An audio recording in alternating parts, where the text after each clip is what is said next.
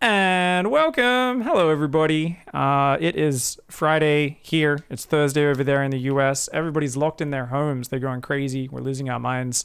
And all of our social interaction now must be found on the internet. Today, I have called up my best friend, Nathanias, who I'm not going to get to see for another year unless we get some StarCraft events sooner rather than later and people stop getting the plague. And we are going to shoot the shit, have a beer, and talk about a bunch of things and plan out our life for the next 6 months locked in our apartments. How you going, man? Well, I mean, that's quite the way to start the conversation. But yeah, that's pretty much it. I guess doing as best as I can, considering all things. Right. I live in a major metropolitan area. There's a lot of people around me, and things are a bit wild these days. But otherwise, good. Just been sticking to my normal stuff and hanging in there. Hells yeah, man. I'm drinking a pale ale. You got a White Claw in hand. I've got a White Claw. The Nathanias standard. How are you doing for supplies? I mean, we're hitting the beginning of the apocalypse. Do you have a bidet at home? Do you have a toilet paper stash? Are you prepared? So, supply-wise, I am secretly part prepper. So this is not something I ever really talk about, like either on stream or even with like you guys, but like I think about this kind of stuff from time to time. So even before this happened, I've got like 25 gallons of water. Oh my God. I've got like maybe like 10 things of soup and like 20 packets of like vacuum packed like tuna and stuff. Not like long-term reserve type stuff, but that kind of well, stuff. No, you need to go back out to your got a bunker at Scranton, I imagine, with that's the serious reserves. You got just enough to get you out there. To get out of here. I mean, my zombie apocalypse plan, which I guess is somewhat similar to this scenario, if things were to get worse, would be that honestly you kind of have to. I live on the second floor of an apartment building, and there's only one staircase that can get you to where I am. So the first thing that you do naturally is destroy the staircase, right? Because the average zombie or person trying to loot you, that's a lot of effort to try and get up a broken staircase, right? And I can always booby trap the top of it. And just kind of wait it out, right? You wait out for the zombies to either spread into other areas or start to degrade. And thankfully, there's a couple of patios that I could reach if I fashioned together some rope from sheets and whatnot. That's to the other apartments on the top. What about your weapon skills? Like, would you work on your spear thrusting strength, or more like learn how to use ranged weapons, like throw javelins or archery or something like that? I think there's too much close quarters space. Even though the buildings aren't very tall in LA, right? You're not going to have a lot of opportunities for, I think, long ranged. So, as far as what I've got here, well, I have one of the things I use for workout. I have a K-bar. It's not really. I mean, it's like maybe like a 6-inch long, like pilot knife, basically. Oh yeah. Which you can do a lot with it, but I don't know that I would want to have to get close enough to someone to use that. Or that's the last resort, right? Case, right. So like when you stab someone in a skull in The Walking Dead or something, you're like, that would be really hard. Like you'd get your blade stuck in the bone and stuff. Like I'd panic, man. That'd be really hard to master, actual melee combat. Yeah, no, the only way to do it would be you have to get straight through the eye socket. Like skulls are surprisingly hard, like there are people who go through seriously traumatic stuff involving their heads and they live to tell the tale, right? With like bricks and shit falling on you. So it's not quite as simple as just bashing something in the face like that. But yeah, no, it's more of a hunker down situation, I think. I imagine more probably a little bit more actually possible if things were to get worse or whatever. Like my mind, it goes to a scene of all the cars stuck trying to get out, right, of the cities. And I'm like, well, all you need are a couple of people going crazy to block the front up, and then nobody's going anywhere. Everybody's stuck. Not a fun situation to be in either. Yeah, you gotta hunker down, man. I think honestly, our skills as like SCVs, just build a bunker around your residence. Like, all right, collapse the staircase, build a barricade, build some traps. It's about getting the layers, right? Like long term, I'd be the guy who like digs a trench around my fort with like spikes in it and stuff. And I'm like, yeah, I'm just gonna have like it's like like the barbed wire fence or whatever, and I just like stab the spear through the holes. So it's like get the zombies stuck on stuff and then learn how to impale them well. And then like I would want to try to become over enough time, and if I have enough protein and creatine, one of the 300 Spartan soldiers. That's like the goal, you know? Yes. Just like a 14 pack and the ability to like literally split a zombie in two with a spear. But I think it would take a while to get there. So I think fortifications first, bunker up, you know? Yeah, I think one of the as I read the zombie survival guide a lot growing up, and I think one of the most interesting weapons that actually exists. So they had in World War One, because there was so much trench warfare, there was a weapon specifically designed for this type of combat that has like a protective cover around the hand and wrist, but is basically like a what you could imagine like a zealot's saber is. Oh my Just God. a giant metal spike on top of like a cutlass that would surround your hand. I think it's called like a trench knife or something. But they're like, theoretically, if you could get to a museum and get something like one of these things or fashion something similar to this, like then you can kind of safely punch at something without worrying about your hand being got. Yeah. Duct tape. Duct tape is also a fantastic light armor to wrap Really? around appendages and whatnot. Oh. It's very hard. It's very hard to rip duct tape or cut it. Yeah.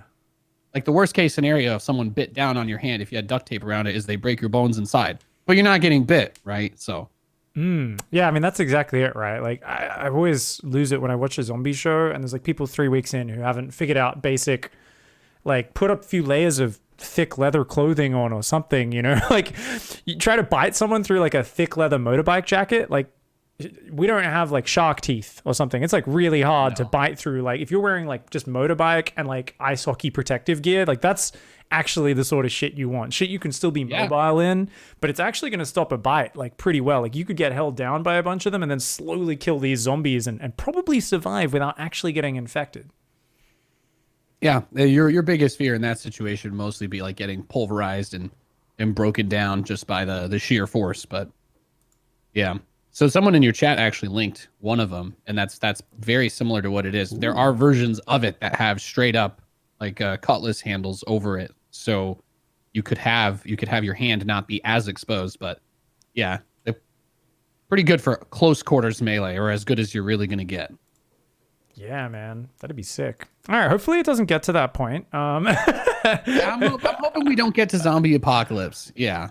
For sure. Where'd that scene go? There we go. Yeah, it essentially just is this weird zone though right now where obviously I think number one at the list of people who are fucked is people who literally have no savings and are like barely able to make rent right now and are working hotels, restaurants, waiters, all this sort of shit, right? They're the ones who are like mega in trouble right now. But obviously I think we're going to see this last for a while and kind of probably see some sort of like global recession and shit. And right now, obviously for us, it's like, damn, just within our own little microcosm, when are we going to actually have the next event? We've had Dallas postponed till August, but yeah, there's still a question mark there, right? Like, it's like assuming things have settled down enough to get these events, you got thousands of people flying into one location from all around the world.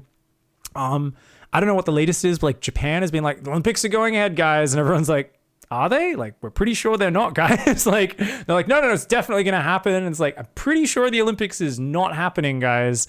UFC has had to cancel a ton of events. They're desperately trying to finally get that Khabib fight with Tony Ferguson to happen. It seems like all live sporting events and esports events are probably, I mean, I'm mentally preparing myself. This is my approach for there to be nothing this year until like next year. Where are you at with this? No, I think that's entirely possible. Like it's something that people are really like people, I guess at first it was like a lot of people underestimated it. And I even myself, I was like, when I first started hearing about it, I'm like, okay, it doesn't seem like this is like that crazy, but I was like following along, seeing what's happening. But I think we've reached the point, especially with just how bad the entire process and like the current government in the United States is, with like how they've tried to pretend that it wasn't a thing for a little while, and they're like not really interested in taking full measures to deal with it. I think is also going to make it probably end up lasting a lot longer. But yeah, that's kind of the wild thing, right? Like same thing here in Australia where everyone's like, oh, we don't want to shut things down because it'll be a hit to the economy. And it's like, we had a lot of warning, right? Like we're lucky, of course, Australia's in its own corner. We're not the travel center. Like you guys are like the main train station that people change train stations at to get to all the other train stations. Like as a country, America has got so much travel in and out that it's obviously going to be massively amplified for you guys. But it's the same thing where it's like I remember late January was when the news really came out in a big way. Hey, there's this big virus like just going crazy in Wuhan, and I was like, I've been thinking about it the last week or so, and I'm like if you were playing a civilization game and you were playing as America or as Australia or the UK or Germany or one of these countries, it's like you had the warning, the little tooltip pop-up came and was like, hey, there's a plague in this other country. You might want to close your borders. And it's like this really hard decision to make in real life, right? Stop travel, quarantine, because that's going to shut down a lot of money, and that's obviously, what powers things. Everyone's going to have their international business, a lot of shipping coming in, getting interrupted, all sorts of things. But like, you look at it now and you look at like all these countries that kind of had a chance to do that. And you're like, well, now the domestic economy is completely gone as well. And it's just like everything's shut down. And not just that, a lot of the countries are getting to the point where it's already amplified to the point where it's spreading so quickly and there's a lag on like the testing numbers catching up. So we're like, oh, there's 70,000 confirmed cases in the US or 68 or something I read yesterday, whatever the number is. And same in Australia, it's like 2,500 or something, but it's actually way higher than that, I would imagine. Yeah, But we're just especially the US stuff, like they really are going out of their way because they either limited in test kits or they don't want to test people that they don't think are like super at risk. exactly right. So it's like it's actually worse. So it's one of those things I'm like, I always think about this in terms of like if I was playing a Civ game, you had absolute power and there's no real consequences. It's easy to make that decision because it's a video game. You're like, lock borders, lose 20% of current economy, and avoid having everything shut down and the medical system overwhelmed and thousands of people die, because then we can like rebound faster once things are contained.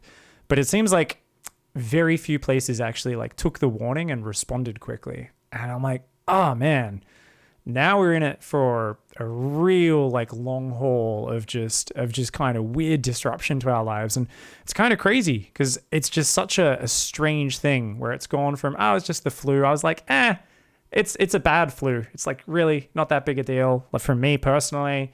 But like if it's obviously it's going to kill a lot of old people, hopefully the government does something. But I'll just shrug my shoulders and wait for things to happen. And now it's like months later and it's actually getting bad. And I'm like, oh shit, man, we really like didn't want to make the hard decision of losing some money short term, but now it's going to cost us all a fuckload of money and lives in the long term. So I'm like, man, I feel like I don't know if there's been any country that's like reacted really hard and fast and shut it down, but if anyone in chat knows or anything, let us know, because I'm really wondering if there's any country that really took it well and handled it, other than maybe I guess Korea, right? Korea's the only one that I've heard of that like they didn't even have to close everything, but like just the processes that they have. And I think that also I was thinking about this, and I can't remember who I was talking to about it, but I think as well like it helps a lot, especially with like Korean and Asian culture with respect for elders, where everyone's like, oh wait, all the elders that we respect and we really care about in this country, could something terrible could happen to them, right? Like at least from every Korean person that I've met and whatnot, like they seem to have like a really good system for trying to make sure that those people especially are not at risk. Whereas, in the US, like everything's kind of just like a free for all the time.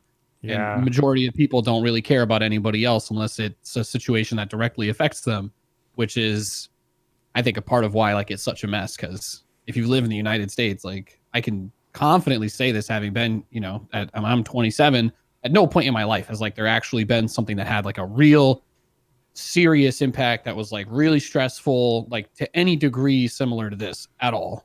Yeah. Right. Like if you're like in other places, sure. And I had some family members that were like kind of close to like what happened with like 9/11, and even that like was in such a small area. It really like directly affected like very few people relative to a mass pandemic spreading and getting a ton of people. And I think a lot of like political apathy that people have is a major part of it, because everyone just looks at it the same way that they look at like the elections and stuff. Why so few people go and vote, because they're just like, nothing's really going to change, nothing really matters to me. It's like, oh, some people are sick, like whatever, like nothing's going to happen to me. And then people face the harsh reality of like, oh, my job doesn't exist anymore and might not for a few months. You're like, oh Now the reality hits home. It's crazy like that. Australians is really funny. Like our prime minister keeps being really vague. He's like, all right, guys, you got to all work from home unless you're an essential job. He's doing a press conference and they're like, oh, what classifies as an essential job? He's like, well, if you get up and leave your home and go to work, that's an essential job. And everyone's like, wait, what? So everybody? And he's like, yes. And we're like, so everybody should keep going to work? And he's like, if it's essential. We're like, what? Why are you being so vague? Oh my God, you're so confusing right now. And whenever I go to the shops at the moment, I'm trying to keep my distance. I go jogging every day as well.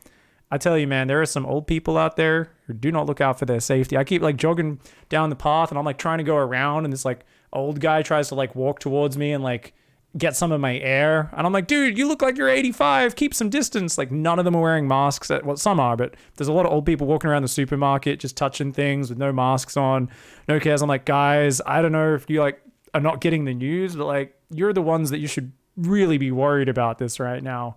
I think it was last weekend or a week and a half ago, we had 20,000 people crowd into one of our popular beaches as well. And we're like, oh my God, yeah. What are you doing? It's been, yeah, well, there's like, I'm sure you might have seen, like, there's like Florida has, from what I've heard, like hardly done anything. And like mass congregations are still happening there like every day. Like their beaches have been open. There's like someone was like posting like some videos, people taking like shots off of each other's body in Miami and oh my in large groups. Did you see the Corona challenge the girl did on the plane? No. What? Oh, let me find this video. It was she licks a toilet. Oh my God, she got infected. No.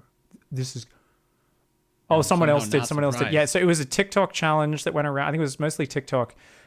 Basically, it started with a girl on a plane licking a toilet seat, the toilet bowl, like the bit you sit on a plane. She's like, "Hey guys, coronavirus challenge," and she like, it's like I'm trying to find it. See if I can find the video right now. There's a few of them, but it's hilarious. Like it's just like this is peak. Oh, I found it. Here we go. Woman licked toilet seat. You got my stream open, right? Let me see if I can get this to load. Corona time. Yeah, she's like, hey, it's the coronavirus. Hey, it's Corona time right now. Toilet seat. Oh my God. Corona time. Follow me. Come on. Hey, it's Corona time right now. That's like, that is such a huge part of what this all turns into, because it does come down to, again, like an apathy of people being like, oh yeah, no, this shit doesn't actually affect me. This is just something I'm hearing about in the newspaper, right? Like, I'm not worried about this, and it can't hurt us, man. Exactly. We're that's invincible. How everybody feels until you're like, oh yeah, no, my mom is sick, or my grandmother's in the hospital, and until that happens to like the average person, so many people still just do not get it at all. And like, I think just yesterday, because the president's been talking so much about this stupid shit with trying to get the economy open again or whatever, like the mayor of Los Angeles was saying, he's like a lot of people are probably going to die. He's like, if we open stuff up right now, it's like it is going to be like an apocalyptic level of system resource strain from how many more people are going to get infected. Because I think it changes every day. It could be changing right now. Like what I was reading yesterday, it was like almost every single day it's doubling in New York. Yeah, like they're up to 40,000 yesterday, almost just under 40,000. Like insane. Yeah, that stuff is terrifying, because the job thing is a massive thing. Because we were talking about like the tournaments and whatnot, and I was super excited because I had like a good chat with Adebisi about like Dallas, and I'm like, God, I can't wait to go cast a StarCraft event again. It's going to be a lot of fun, yada yada. And then like that ends up getting delayed. All American sports, I'm sure it's the same in Australia, but like NBA season basically got canceled. College stuff, like there's like March is all about this massive college basketball tournament. Like March Madness is like such a huge thing. Just nope, not this year. The NFL just canceled. Like they canceled their plans. They usually have like a big live draft with like all the top college prospects and all the teams. It's like a huge thing, and that's not going to happen in the same way. I don't know if they've delayed it, but they're not going to do it with all the people there or anything like that, which sucks. So it's a growing nightmare of a problem for a lot of folks. I mean, for us, right, it's kind of like, okay, are some of us going to try and do a wardy? Are people going to start running their own tournaments? Are we going to be streaming more? Like, I'm thinking about it for me. Obviously, I'm just settling more into my rhythm of streaming every day as a streamer. I'm not really thinking of running my own events, but just kind of doing more content and that sort of stuff. And as this goes on and evolves, I guess we're gonna have to create different forms of content. I think esports is specially set up that we are so much more ready than regular sports, though, to like just Yes. start doing online stuff. We can also do sick online shows. Like once things relax a little bit, where we can still go to a studio, like Tastosis have just started doing GSL again in Korea, right? They've got it Yeah. under control to the point where people can go to their place of business, like to and from. People are still being very careful. There's no audience. Everyone's practicing social distancing to make sure it doesn't, get back out of control. But they can still do a good show. I still get to see my camera shot of Maru and innovation and everything on them. They're still my favorite cast is casting it. So I wonder how flexible like ESL is going to be. Like, are you going to suddenly, get called? Hey, do you want to do? We're going to actually do a extra kind of like a WCS winter season again from the studio. I'm hoping we see more esports orgs realize, hey, let's keep things going. Right now, there's more people watching than ever. If you can do an event even without a live audience, everyone's locked at home. People want things to watch. If you can create some hype or create an interesting event, obviously it's like shitty to talk about opportunity in a time of tragedy and stuff, but like just being business minded, I feel like esports is ready to do that, man. I think, with our own streams, do you have any like specific plans you've been like kind of thinking about, any special new content, streaming more? Because it's rough, man. You've been branching into different hosting gigs, and suddenly there's like all those different games that you're interested in. There's no events. It's a uniquely difficult situation, because my big thing the last like year and a half, 2 years now, has been that I've started to do a lot of different stuff. Like I did a big Apex. I did my first major for another game last year. Like I wasn't at Katowice because I was I got a much better offer out of Gigabyte to do like their booth at PAX East. And like a lot of these events that get canceled, I know like StarCraft community may not think about these as much, but I'm like, man, the only reason why I've been in LA as long as I have is because we've had WCS. I do get occasional other side things that are here, but a lot of the work that I end up doing is at other events. Like E3 is something that like I got hired to do that the Command and Conquer thing for, right? That pays my rent, right? And like not having E3 means I'm not getting hired for that, right? EA Play is 100% not going to happen at the same time because it would be the same weekend. So that's off the table.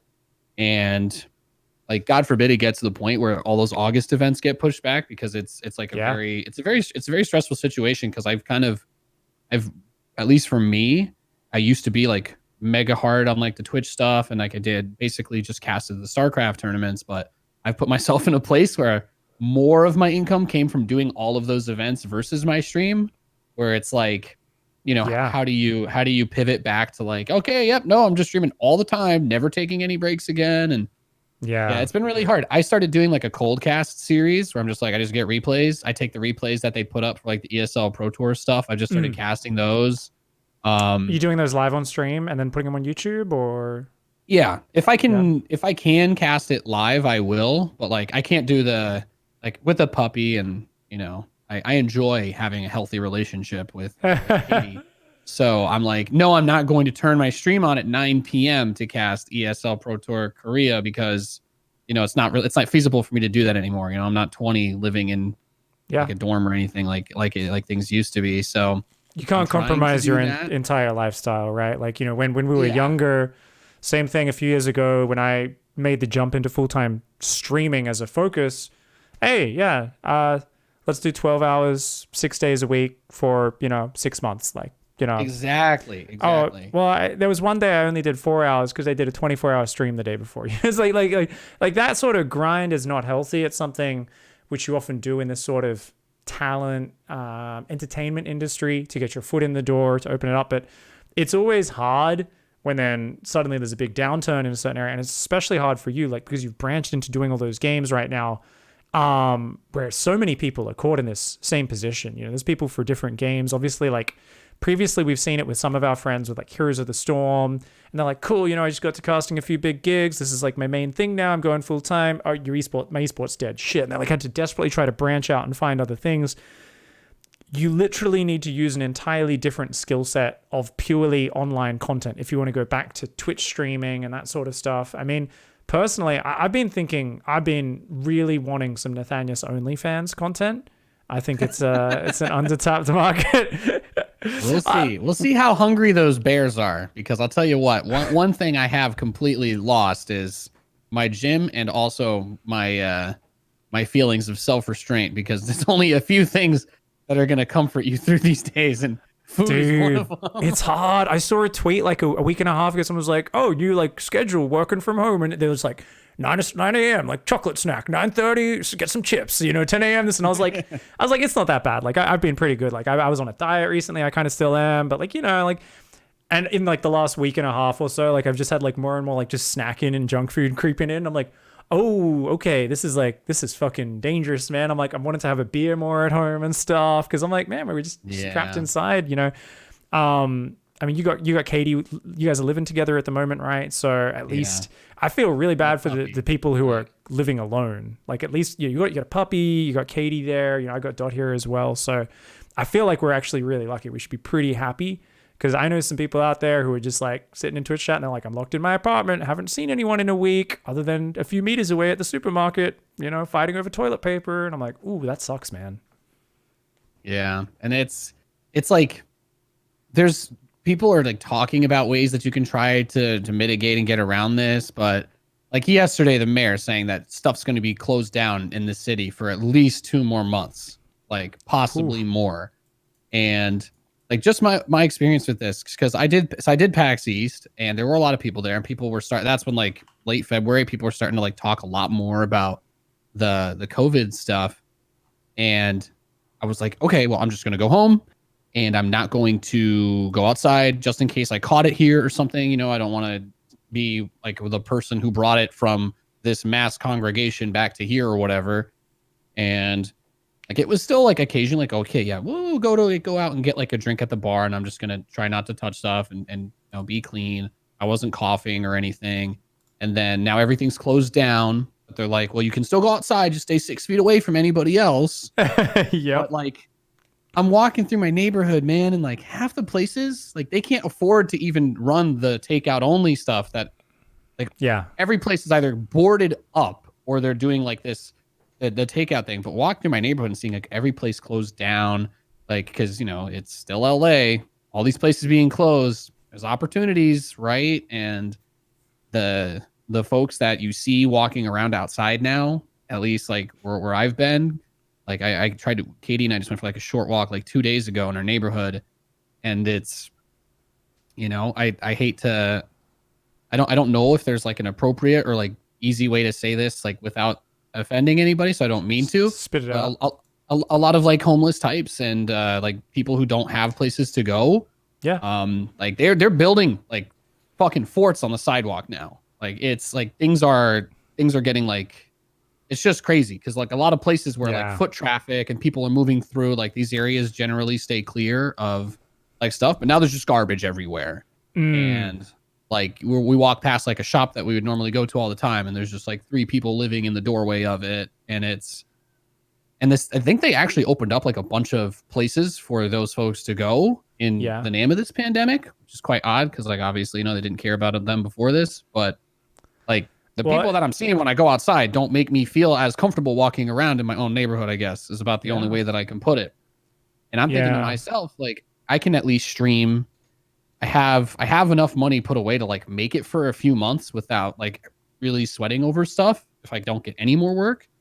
But I'm like, for people who live in major metropolitan areas, like what's going to happen after everybody pays rent in a week, right? Or they find out, you know, in 2 months that they're like, oh yeah, you didn't pay it, or like there was a rent freeze here or whatever, but you actually have to pay it once all this is over. And like, what are people going to do when they can't work for like a month and a half? Like and some of the government's like $1,000 check or some shit, which is nothing in Los Angeles. That doesn't pay anybody's rent. It's an expensive city, man. Yeah, unless you're sharing an apartment, like unless you're sharing a small apartment with at least 3 other people, you're not paying your monthly expenses are like 2 or 3,000 a month, like minimum, even on like the lowest end, if you're barely making it, like, because shit is Yeah. just mad expensive out here. And yeah, so like as more time goes by, I'm just like, all right, we have to go out less. Don't step outside unless it's like very bright and sunny outside. Like certain areas we're just going to completely avoid because nothing's open over there and it's just turning into shitholes. Kind of darrow, yeah. Yeah. It's weird, man, because that's such an interesting experience. That's part of why I wanted to talk to you, because things in the last 2 weeks have just drastically changed in America, right? With this, and it's something where you know, like I said, Australia is just more cut off, so I don't think it'll get as bad here, even though we've had similarly very slow to react measures and stuff. So, yeah, it's this weird thing, like especially with the homeless problem, because it's one of those difficult problems to fix normally, and then you've got, like you said, it's like, well, you can open up a lot of places, but a lot of homeless people aren't necessarily homeless because they're like, you know, oh, I don't have anywhere to go. Like, there's a lot of mental illness and stuff. Like, you know, a lot of them will just build forts and entrench and kind of spread. And just, I can imagine it's weird. And I actually feel like I really want to hear from anyone. If there's anyone in chat, let us know if you live in San Fran and you've been down in the CBD, the central city there, because that is a fucking weird place to go to. That San is Francisco, horrifying place. I mean, and that's outside of this. In this environment, I can only imagine it is frightening, because I remember going there. I've only been there once. It was for that 20-year thing back in 2018. And I was like, wait, what? 2 out of 3 people. Ravi, you live there, don't you? Or are you in Seattle right now? I'm not sure where he is. He's in chat. 2 out of 3 people, maybe half, they got the AirPods in, they got their longboard, super stylish hair, designer clothes, they're talking on their wireless, they're going around, they're drinking their Starbucks, and then everyone else is rummaging through a bin or shooting up heroin on the street. And I'm like, what the fuck? Like, I've never seen such density of extreme abject poverty and extreme wealth in one city. For me, it was this bizarre thing. And obviously, I'm not saying America's bad or anything like that, but a lot of places just have different experiences. And for me, it was so alien. When it comes to that type of stuff, America is bad. Like, I love circle jerk and all the good ideals and whatnot that I like from the United States, but there's some stuff that just is not handled well. And poverty is, especially homelessness, is like a massive issue everywhere in every major city. Like, because I felt very similar to you. I only went to San Francisco, like actual like downtown, like Center City for I did like some racing broadcast for Audi like 3 years ago. And they put us up in like a 5-star hotel, and they had a private driver take us to and from the venue, because I literally step outside of this hotel and like the bellman's a 6'4" jacked dude who's like, sir, you should just stand behind me while you wait. And like, it's literally just nonstop people pushing shopping carts, like hundreds of people like that. And I'm like, what is going to happen when like all the people that are on the bubble, right? Like, just don't have any actual support for a month. Like, and that's just a month. Like, if the timeline turns into 2 or 3 months, like I think I'm in trouble at that point. Like, what about somebody who, you know, the average American, I think if you don't have, what's the stat? It's like the majority of US people don't have like $1,000 in cash that they can pull if they need.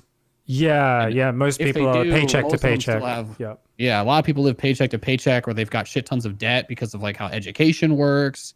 And people who don't have, unless you have like a quote unquote good job, you don't have any health care or health insurance. So you can't even go see a doctor without dropping a couple $100 if you're lucky. Well, that's actually, I think health is one of the scariest things. And obviously, I always, you know, you see this interaction for people who come from countries that have basically your tax is built in. You know, it's socialized healthcare to an extent. It's built in. So, but that's the scariest thing, because health is one of those things where none of us is good at looking into the future, right? With our health and like understanding what's there, and like a big health expense or something, like it fucks up your ability to live, to make your living. It ruins you, right? And the idea of Because I remember for many years I was trying to be a pro gamer, man. $1,000 in the bank account would have felt really fucking nice if I had $1,000, like, for more than a week or two after winning a tournament. Like when I wasn't just paying back rent and barely trying to make rent and get food on on the table and stuff, and trying to when I was starting to stream as well for a long time. If I had had an accident or something, like at least I would have. Okay, I've got the healthcare basically is free here, but it would still be incredibly scary because it would throw everything else in my life out of whack, right? And I wouldn't be able to earn money for other things, and I'd need to be getting on our welfare programs and stuff and desperately trying to get help. But it's just a scary thing in general with healthcare, right? Healthcare is something that can throw your life out of whack just like that. So it's a complicated thing. But I guess it's just going to be really scary to see how things evolve over the next few months, and how many people get infected, and how obviously we're all just trying to flatten the curve and slow it down so the medical system doesn't get overwhelmed. I guess on this whole point, while we're talking about COVID, one of the big things which actually tricked me, right, was people kept saying, oh, most people have mild symptoms, and then young people have mild symptoms. Some get pneumonia, but most don't, blah, blah, blah. And the more and more I read about it, they're like, oh, mild symptoms means like you could have a fever for 5 days straight where you don't know where you are, and like you can't even take care of yourself, and you're actually like still getting hammered, and you have like 20 to 30% lung reduction capacity afterwards, like lasting lung damage and all this shit. And I'm like, oh, that's mild? Oh, like the original reports going out about this, a lot of them I reckon were from very technical people who are kind of, they're 10 out of 10 in their medical diagnosis language, and they're putting out this stuff. And I'm like, in my language, mild illness means like, you're like, I'm sick, I can't come out. Like, I didn't realize mild meant permanent lung damage and all this other stuff. I'm like, oh shit, like it's crazy. Like, that's what, and the messed up thing in America, that's like, maybe you would think about going to a doctor in that case, right? Because like that's just how shit works. Like even if you want like the best insurance plan or whatever that I can get, like when I look at stuff and I'm like, what makes sense? What's like reasonably cost effective? Like as a self-employed person, my only option is to go through a government portal that has like, these are what you're allowed to buy. Like this is what you're allowed to get based on your income. This is what we can offer you. And it's like, even if you wanted to try and like spend a lot of money, you're looking at like $400 a month that you'd have to pay out of pocket just to have it. And then if something happens to you, like my plan, I had to pay, I think I paid like $312 or like $340 a month. And then if something happened, I still had to pay the first $8,000 of expenses out of pocket. If I want to go see my doctor, it's $60 on top of all of that. Like if I pay for all that, if I just want to go see my doctor and be like, hey, I've got like a cough, can you like just check me real quick or something? Is there something like random or obvious? Like you got to at least put that money down. And then if the guy tells you that, he's like, well, maybe we should take a blood test or an x-ray or anything like that. Like you're on the hook for like a couple $100. Yeah. Like, that's with a good plan. That's with something where it's like, yes, I'm spending, I'm already putting in like $300 to $400 a month. And if you want to spend more than that, it doesn't, like even the price of your plans don't necessarily change that. They just change it into a percentage where they're like, okay, well, instead of paying this deductible, you just have to pay for 20% of everything. But then if you have to get an MRI that's $1,000, it's like, yeah, no, you're still spending hundreds of dollars for anything that's, And then I asked myself, I'm like, well, how much money is a person expected to like reasonably have put away just for this, let alone any other emergency that could ever happen in your life? Yeah, which there's a lot of, man. It's actually insane how how little security there is for a lot of people.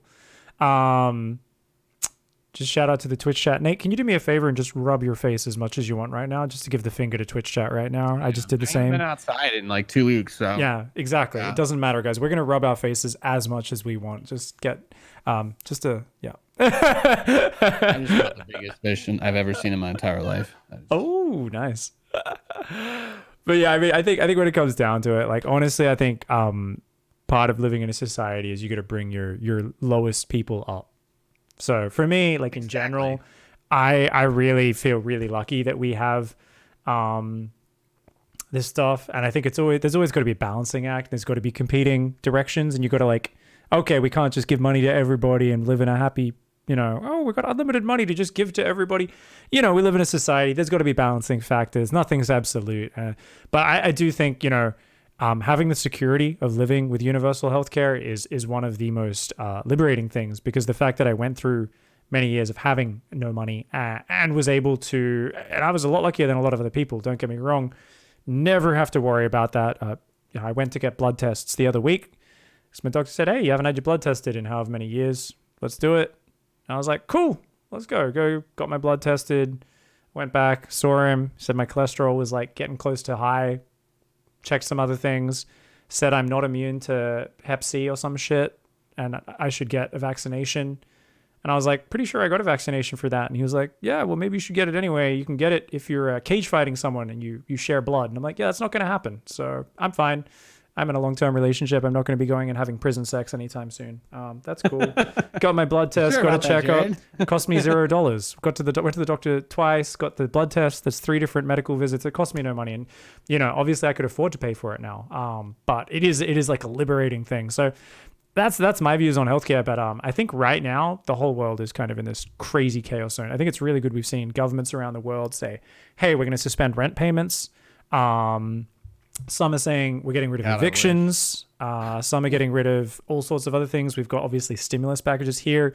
They've basically just given an extra $1,000 to anyone on welfare or any of the different welfare programs, unemployment programs, to say, hey, here's $1,000 to do what you want with, to try and stimulate the economy. I've just heard $2 trillion or something got announced in America.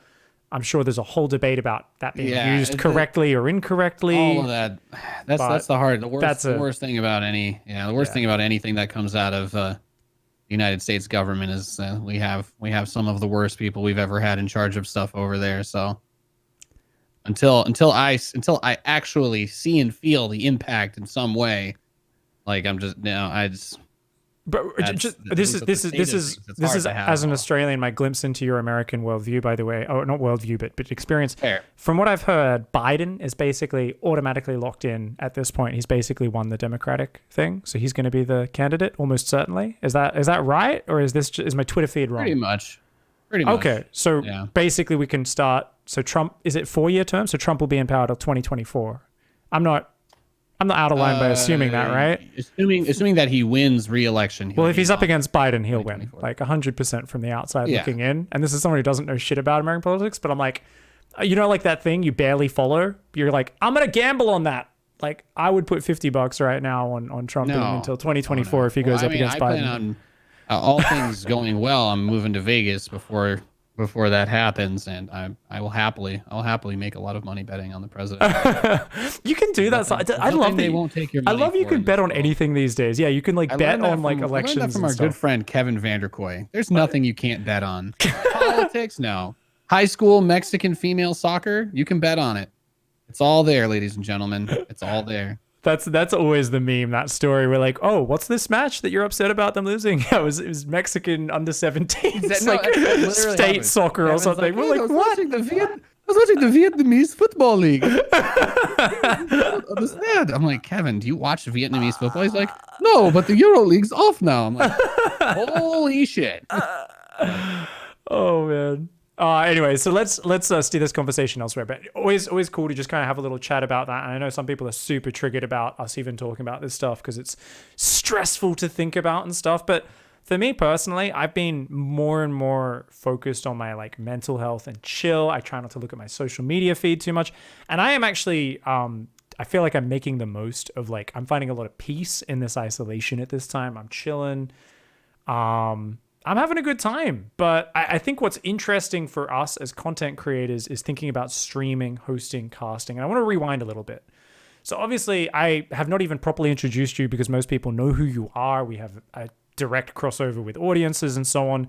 But you did make the move from just casting to hosting a couple of years ago and mix that into your repertoire and stuff.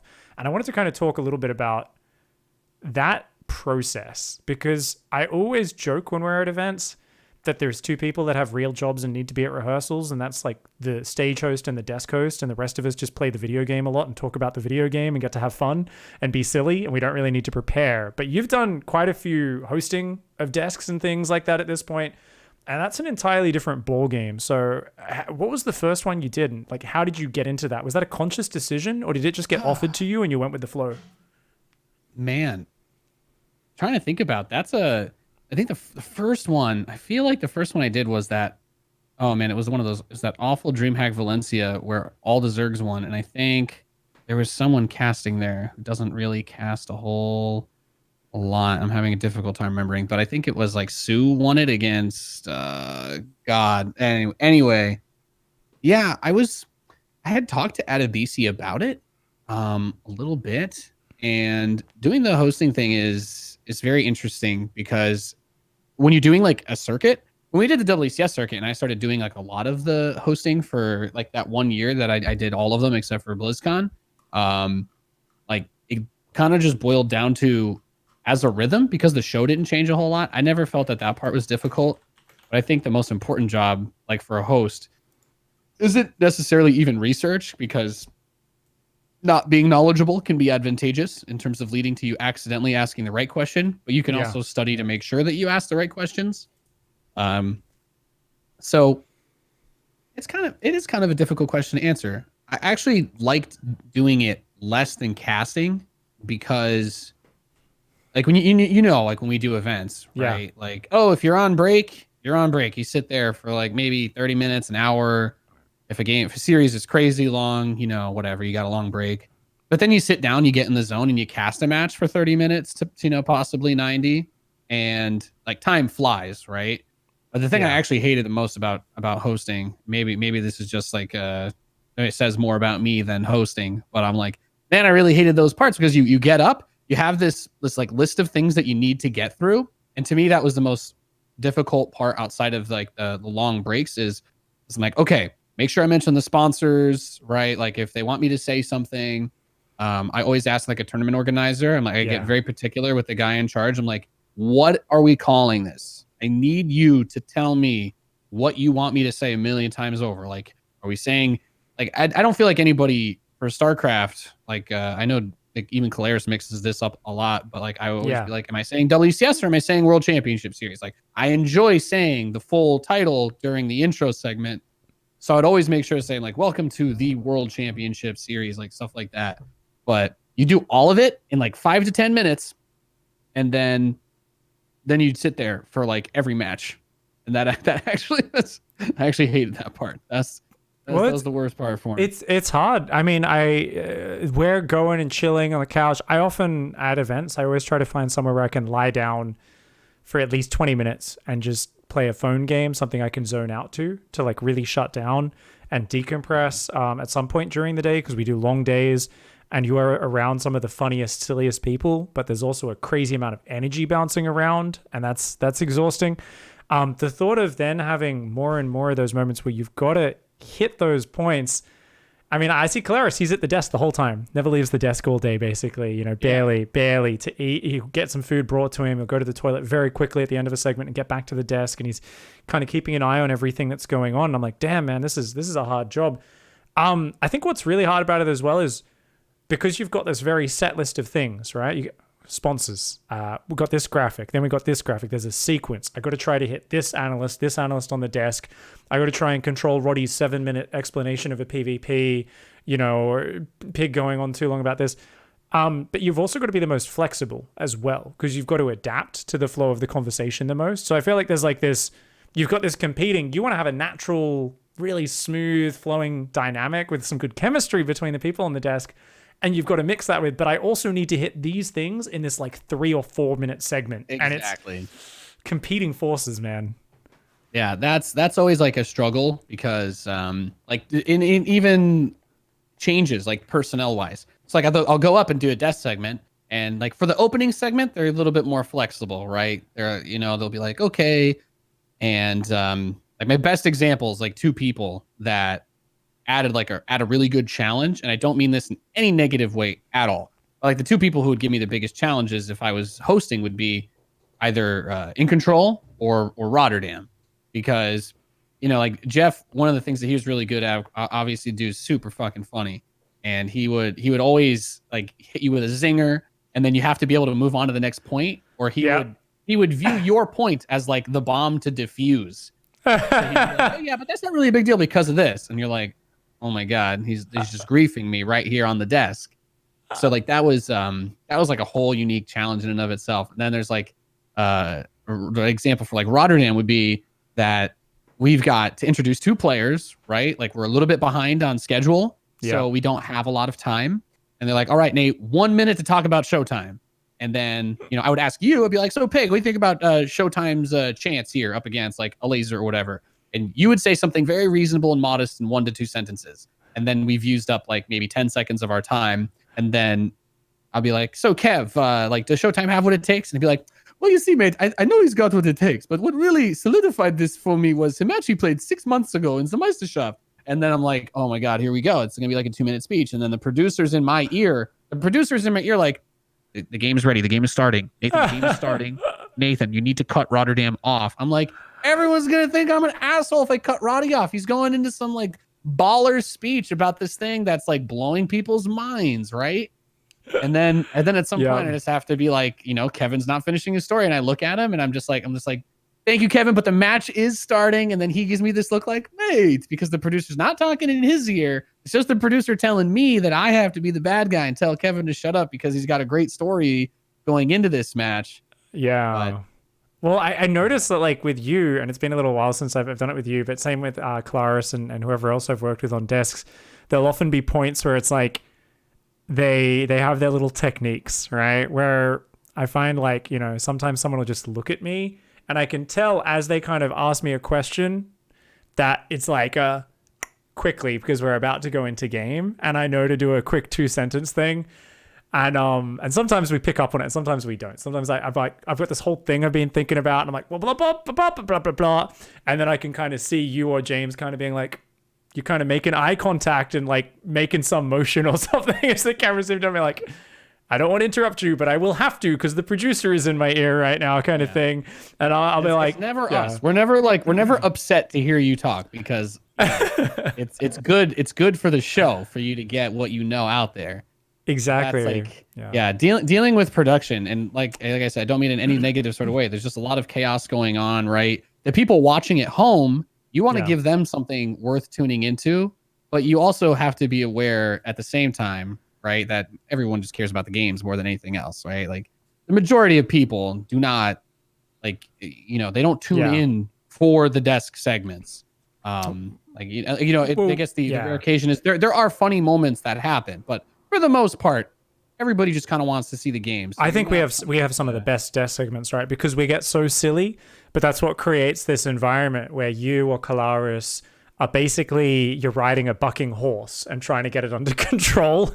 You're like, calm the fuck down. Like Tastosis is at the end of a 12-hour Artosis at the end of a 12-hour Katowice day. And he's just giggling and making these crazy jokes. And Roddy wants to go on a tangent. And obviously Jeff was the master of all derailing of any tangent or conversation ever on the desk. And it's funny because sometimes I see Kalaris and he'll be like, and, what are your thoughts just very quickly now? Like, and it's like, it might be weird. I think sometimes there's someone watching from home and going, why is Kalaris saying, oh, just that thing, like very quickly now? It's like, it's because he knows that he's trying to keep a handle on this. And that's the hard thing where I remember like Artosis did a Shanghai event as the desk host, and it was the first time he's done that. Or maybe he did one at DreamHack as well, Valencia, many years ago. I remember this event. He's done 2 desks. And I remember watching him trying to ride the horse from the other side and be like, what the fuck? Like, goddamn people. Like, because it's such a hard job doing that desk segment. I just think it's so funny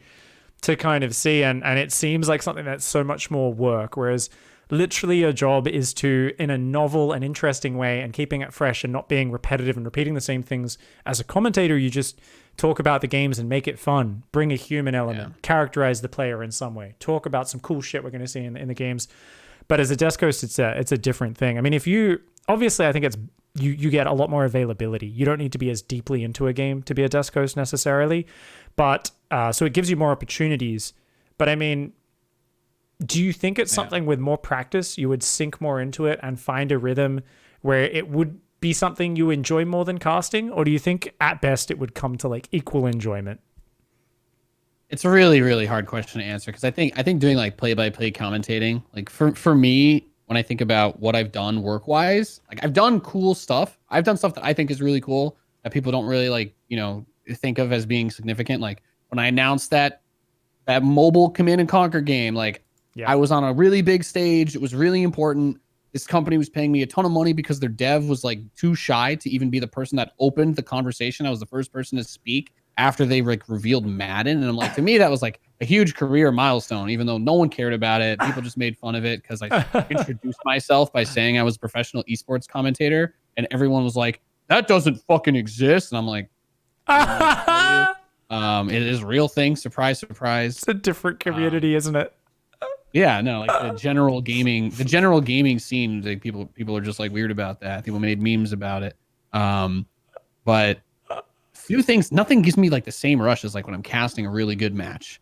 Like nothing has come close to like like a show versus life type match, like something like really intense, really back and forth, mega high stakes, and like when you're working with somebody else on the desk and you've got a co-caster that you can bounce off of and have a fantastic discussion around.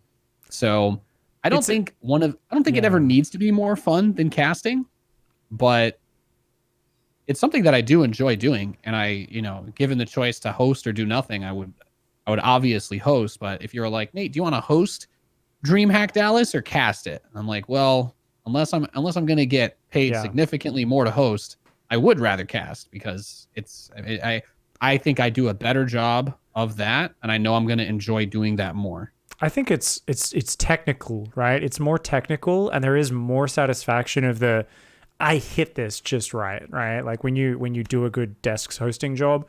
I still feel like casting it's being a professional fan, like you just like get excited and let that energy flow. And obviously there's things we've all improved on over the years. Like I always think you've been one of the best professional like speakers. You've got great voice control and a great voice and stuff, but I think we've all improved in many different areas. But at the heart of it, it's always been like, can I be genuinely excited and passionate and just let that flow, while talking about the game. So I think it's two different things, but I think it's really cool to see you kind of stretch out into those different areas. There's a couple of questions in chat people were super keen to have answered. So a random question, a big thank you. There was a little bit of support from David Kim's Bookie. Interesting name. He said, hey, do you have an Oculus Rift or Quest, and do you play poker? I've seen actually people playing 3D poker has been a thing recently, right? A lot of that's like been really popular recently. People get their VR headset on and play poker so they can feel like they're at a table. And to me, that is the most hilarious thing I've ever seen. I'm like, why? There's a lot of cool shit that's gonna come out and not even in just like the sense of like taking business advantage of the situation, but having so many people forced to be creative with their time at home in a way that hasn't really happened in any of our lifetimes is like people are gonna push that stuff is like, that could be the next big thing, right? Maybe that's something that people get really excited about, people really enjoy. I have a original first wave HTC Vive. It does not work very well anymore because the base stations for it they basically use like hard drive motors in the first wave stuff. And over time, those things just go bad. And I've had it for like 5 or 6 years now. So I don't have a functioning VR setup at the moment. But I do follow a lot of that stuff. There's just not really... there hasn't been anything released that's made me feel like, yes, I should drop $1,000 on another VR setup for this one game. So it's not a thing that I'm engaging with at the moment. Yeah, wait until the next kind of big breakthrough, I think, on that one. Of course, you're one of the more tech-savvy commentators, and when I say that, it is a very low bar to reach over, which is why you are infinitely above that bar.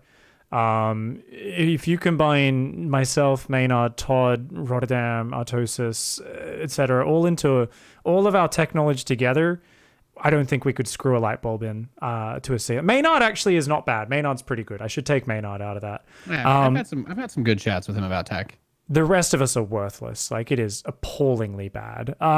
We literally like That's why you guys have us. We got you. the monitor plug could come unscrewed and we'd need to call someone to fix it half the time. Like, it is hilarious, you know. Like Rotterdam, I don't know if he's ever used a computer for anything other than playing RTS games. Probably not. You know, like, all of us have these own kind of funny weird things. But so there was another question there which I actually really liked. The whole play-by-play versus color commentator thing. A lot of sports, like, he's the color, he's the play-by-play, and you have these sports commentators. I assume it's the same in America. In Australia, we often have one who's like, they do it on a certain network, and they might cast multiple sports because they're always the play-by-play kind of hosty type commentator. And it's like, you would never have that in StarCraft in 2020, right? You wouldn't have like someone who's like, oh, I cast this and I cast like 5 other games and I'm not as into it, but because we tend to have more of a crossover with roles these days, I feel. Like, do you see yourself more as color, more as the play-by-play? What do you prefer? I prefer doing play-by-play. This is one of the reasons why I always groan at tournaments behind the scenes when like there's a Terran versus Terran or something, and they're like, Nate, you have to cast this. And I'm like, well, now I'm just like, I know it's always like, I know that I can bring a lot out talking about a TVT, but I don't think I'm good casting it because I always want to lean towards play-by-play. And I've talked to Roddy about this, like whenever we get put on a Terran versus Zerg together, because he's like, well, I want you to do the analysis, but Roddy will be like, but you're also the play-by-play guy. So it's like a weird problem is the only way that I could really describe it. Yeah. The short answer is I definitely prefer doing the play-by-play because I think it's more fun, and I think that it's something that I'm really good at. Like, I can talk fast and clearly, without missing stuff, and I can follow things that are happening fast. But that whole discussion is so interesting, right? Did you hear about the Tony Romo thing? No, what's that? So basically, like NFL, like American football commentary has kind of been like an old boys club forever. It's been the same people basically doing it forever, except I think Amazon, because they got like contract rights to do it. So they've actually been, I think they had like the first all woman NFL cast or something this last season, which was like awesome to see. But cool. So Tony Romo was the quarterback for the Dallas Cowboys. He had a pretty horrific injury that was like, no, you're definitely not playing football anymore. Some people thought maybe he could after, but whatever. He ended up getting like an opportunity to do like NFL commentary regularly. And he quickly became, and I, as someone who watches a shit ton of football, he is easily the best commentator for any NFL game. Like, the level of like his ability to break down what he sees from his perspective of being like a professional NFL quarterback, and also just his ability to speak is unmatched. So you would say he's a little bit more color. He's like much more color commentator, or do you think there's a little bit of a crossover? It's like pure color. It's a little bit of both. And the thing, the reason why I like him as an example is because it gives me esports vibes. It's like when you tune into a game and you've got a guy that's like following the action, but is also able to break it down for you as well in a way that isn't like super bad. But he's definitely more like analytical side. But like that's a thing now where he just got signed for like an insane contract, like something. I don't want to say actually this wrong, I realize definitely know. I realize now like people were talking million about over the next 10 years or some shit. It's insane. I just googled a $70 million net worth already as well at the age of 39. Pretty insane. I mean, that's cool. When I honestly think that's the best as well, right? I think some people are like, oh, but you don't want to go too in depth because what about the casual audience? And for me, peak commentary, especially in StarCraft but in general, is always the color commentary. For me, it's always like, it's the ability to get crazy excited and hyped over complex shit that you wouldn't notice otherwise as a viewer. But to boil it down to something that anybody can at least grasp. They might not fully appreciate the depth or the detail of it, but they can then go, oh, and then they can get excited over that same thing. Like, for me, that's what I love to see. So from what I've heard, it sounds like he does exactly that, right? His thing is just, let's boil that down, that detailed, complex shit into like, let's point it out and make it exciting and make it simple. And I remember for a long time when I started commentating, I could not break down complex concepts. It was always I was just speaking and figuring it out as I went. And something I worked on a lot was, let's break that concept down into a little bite-sized nugget that gets the whole concept across in a couple of words. And sometimes there'll still be a point where my co-commentator's speaking and I'm like, oh, I want to talk about this thing because it's really fucking exciting. I'm like, wait, how can I... That's actually a pretty convoluted issue. You need a lot of StarCraft back knowledge to explain. And then I was like, how can I make that simple? How can I make that so anyone's like, oh, that means because he's doing that, he's getting lots of economy. Oh shit, he's going to get way ahead if the other guy doesn't realize. Like, trying to dumb it down to something anyone can understand rather than be like, oh, well, he's going to get 14 workers ahead of that and the other guy didn't notice because he's scanning the third and not the natural. And you can go down a rabbit warren of very quickly turning it into this like indefatigable, hard to understand, mysterious thing where you're like, well, I guess they're just geniuses. Yeah. And that should never be the case. So sometimes I listen back to my commentary and I'm like, oh, you made that so much more complicated than you had to, Pig. Like that did not, like 10%. The Masters players got it. No one else did. Like, some of them might have, but it was just, it's convoluted. And the thing is, it's not like I'm dumbing it down and lowering the content for Masters and GM. Because when I listen to someone like Artosis or Roddy boil a concept down really well, which they're masters at, I go, oh, that's really nice. And that's nice to listen to because I can appreciate the complexity of it, but they also made it so anybody can understand and appreciate it. And I think that's in a game like StarCraft and esports in general, where you can't appreciate the raw physicality of physical sports, you need to be able to have some of that in the commentary team, right? You can't just have two guys shouting or it kind of loses its meaning very quickly. And I think that, and for me, I think this is one of the most important parts of commentary and casting is not just the ability to explain things for people who don't understand, but to be able to give those snippets of high level information without going down the rabbit hole. Like when you're watching and like, I wouldn't consider myself like just going back to like the football. This is the best way for me to make this comparison. Like when I'm tuning in, 99% of it, like when you watch sports and there's commentary, like the commentary is consumed very passively. People get excited with the commentator if something exciting happens. That's very normal, right? That's the play-by-play guy's job. But like the guy who's doing the color commentary, like your goal should be to say things that are insightful. You're not trying to force your knowledge in that, like, I know this much, you need to know how much I know. And that kind of, it's like I go back to like the Tony Romo comparison. Well, he will say something in less than like 10 words, and he'll be like, yeah, it's like, well, he audibles this guy here because he sees this guy's a little bit too far up, so he knows at least like what the possible defensive options on this play are. And then he'll leave it at that. Like he won't go super deep into it, but he just kind of like, here's just a quick tidbit about like why this guy made this change. And then they show the rest of the replay and you see it all play out just based off of like an established, small piece of information. And I think that's one of the things that StarCraft casters do really well, because you can have these moments where you're talking about a build and you can be like, well, on this map, people much prefer to do this because of the way that this ramp works. And then you just go back to talking about the game. But you don't have to go down a rabbit hole about how every single ramp on every single map does certain things differently. And if it was different, what would it be, right? Because that's not what people want to, Yeah, it's want like to learn, but people aren't there to read the entire book in the process. Exactly. Everything's flexible to the situation as well, right? It's like if a game slows down, like there's like a tempo awareness the more I commentate that I try to be aware of, where it's like, oh, this is a good time to slow down and theorize a bit, theory craft a little bit, and talk about, like establish where the players are and start to like map out their goals and give some color to, well, the players aren't interacting with each other. Let's try and characterize what they're doing, what they're building towards, so that you can start to build tension.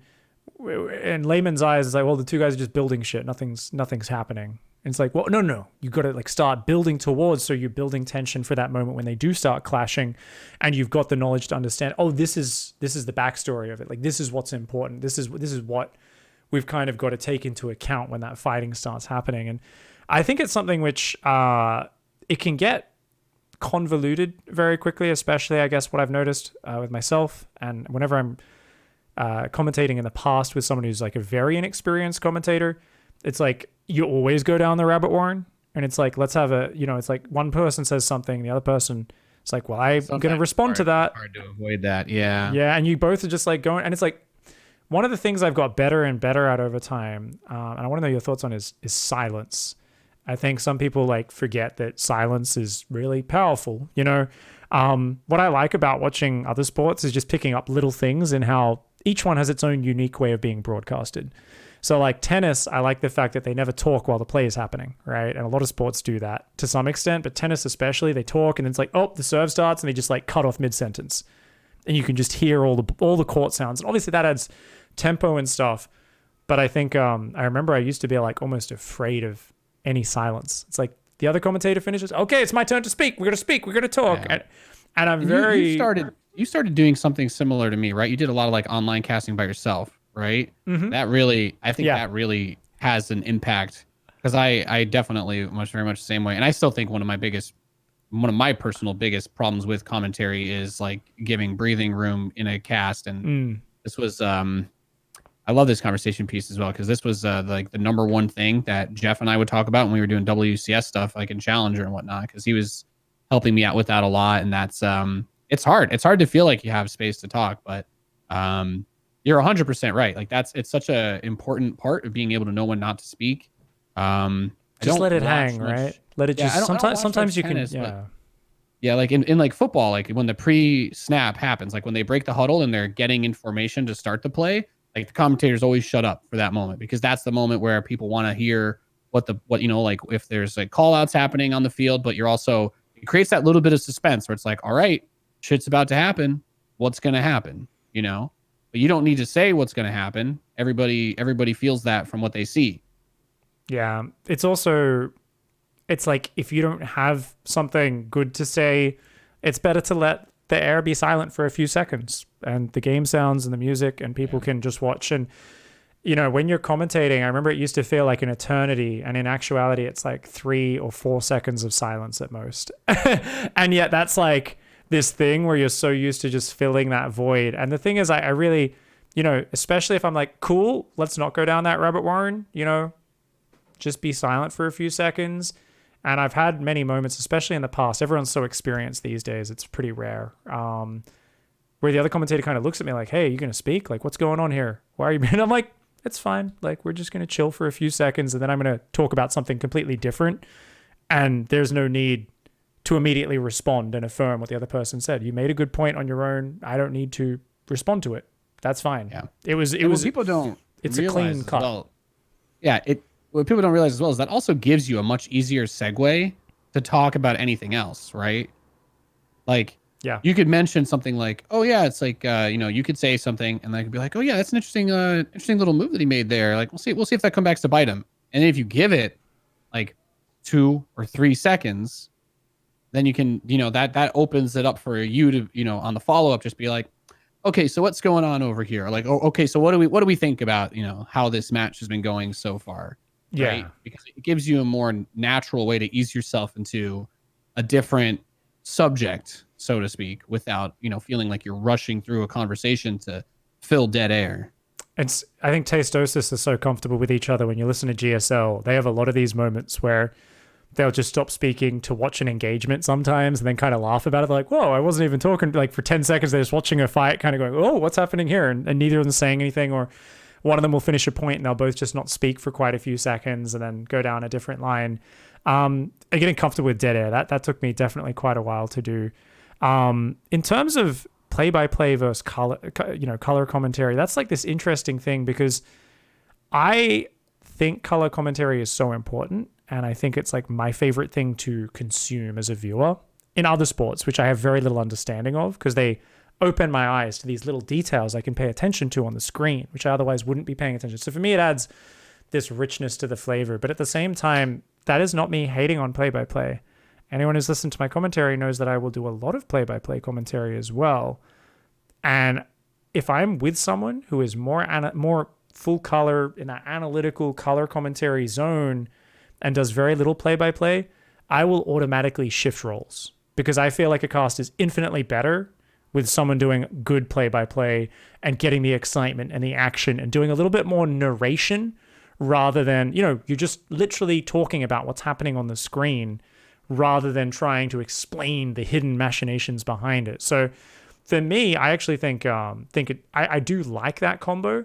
I think sometimes because we have different events and we place different importance on different matches, we sometimes just do double, like we'll just have a chat while we're casting, right? We're like, well, this is not a super hype match. We're just going to talk about the game and have a good time and let the energy flow. Those sometimes end up being the best casts too. Those sometimes end up being super fun, especially when you feel like not a crazy important one or people aren't as interested in the players. Like that's when some of the funny shit ends up happening. 9-hour day, however many matches, right? There's always one person who's like, be more professional. Play this lower bracket match between, White Raw and some guy you've literally never heard of before. Like, it's gonna be a stomp. Let's just have a little fun with it. Yeah, it's like for that stuff's really big. We're not going to know the strategies of every player in a 72-man bracket. We're not going to know everyone's detailed backstory and have a sheaf of notes handed to us by a prep team and cast just one match a day, right? So it's naturally a very different thing to sports where sometimes you'll have like one match and they even rotate commentators during the match as well. And like, it's an hour and a half match. It's not that long, and then we're there for like 9 hours in a day live, 12 hours. We've done over 12-hour broadcast days. This is the future I dream of, is that our jobs become that. Ideally, best case scenario for esports, our jobs become that. We show up for a day of work, and our day of work is 4 hours, 5 hours max, like in terms of like actually having to do stuff, right? Counter-Strike does that for all their big events now. We get to see their shift change during the day while we're like, oh, the new it must be the night crew now because the second team has come in and it's a different crew on the desk and casting and that sort of stuff. And I'm like, the dream, that'd be nice. I mean, obviously it's still infinitely better than the old days. I was digging through some historic VODs. Oh man. I was trying to get some stuff together for like a little history video. And I was going through 2010 Open GSLs. Never let Tasteless observe a game ever again. That was some of the most horrendous shit I have ever watched. Like the first two Open seasons was like Tasteless is observing while casting. Oh my god. It's so funny. There's one game, it's like nuclear launch detected, and he's like, oh, there's a nuke. Where is it? And he's just like dragging the screen back and forwards across the map. I'm like, no. That stuff adds. It's like that stuff adds so much of a challenge, like the different scenarios, and those things have like bigger impacts than you can even like realize sometimes. Because I think my least favorite thing was dealing with like not like some degree Blizzard people, but just like people in the community after we did like all the Challenger stuff, right? Because we had a period of time where it was mostly just that, and that was all I was able to cast. And I'm like, people like, Nathan, like I really don't like how it sounds like you're like phoning it home. Like I think Soul tweeted out or something like, I was like, wow, where's the energy in this? I'm like, dude, these guys do not do a single fucking thing for me outside of the exact days where we broadcast. So I have my life 5 days a week, and then on Saturday they want me to be there dressed at 4:30 in the morning. Like imagine if you're it's a 2 or 3 a.m. wake up kind of. That's rough, man. And they don't give like I'm not getting benefits from them. They're not giving me like any health insurance. I don't get unemployment when they cancel their stuff. Like my whole entire life is just me trying to do everything that I can, and then these guys are like, all right, now show up at 5 a.m. We have no budget for an observer. In Control has said he will not work if he has to observe. So you are the only person that is going to be able to do the observing when you're casting with him. And maybe Fear Dragon will observe if he's feeling generous when you guys are in those spots. And I'm like, and then I got a ton of shit from people because I'm like, I don't know what to tell you. I go to bed. I can go to bed. I would do it. I would go to sleep at like 8 in the morning, wake up at 4. I've got plenty of sleep, get up, go to the studio, the old studio that we did those shows at, literally 5 minutes from my apartment. Super easy to get there. And then I get heat from people because they're like, well, Nate, it's just, it's just when you're doing this, it's nowhere near as good as what we expect from you. And I'm like, well, this is my like somewhat steady work. I've tried really hard. I've woken up, pounded a Red Bull, then taken a shower, gone and done all of it. But at the end of the day, you're in a dark, cold studio. It's 5 in the morning. You didn't see the sun at all, right? And that's like those are like the types of challenges that you have to overcome because I still get people that were like, oh yeah, no, you sucked last year because most of what you did was this thing. And it's so hard to adapt to certain scenarios like that. It's hard to bring that Actually, energy. Yeah. the final season of Challenger last year was we started an hour later because I brought it up every single time we had a chat. And they're like, man, it really seems like you're not sleeping. I'm like, dude, I don't know what to tell you. When your circadian rhythm, when your body has like a certain rhythm to it.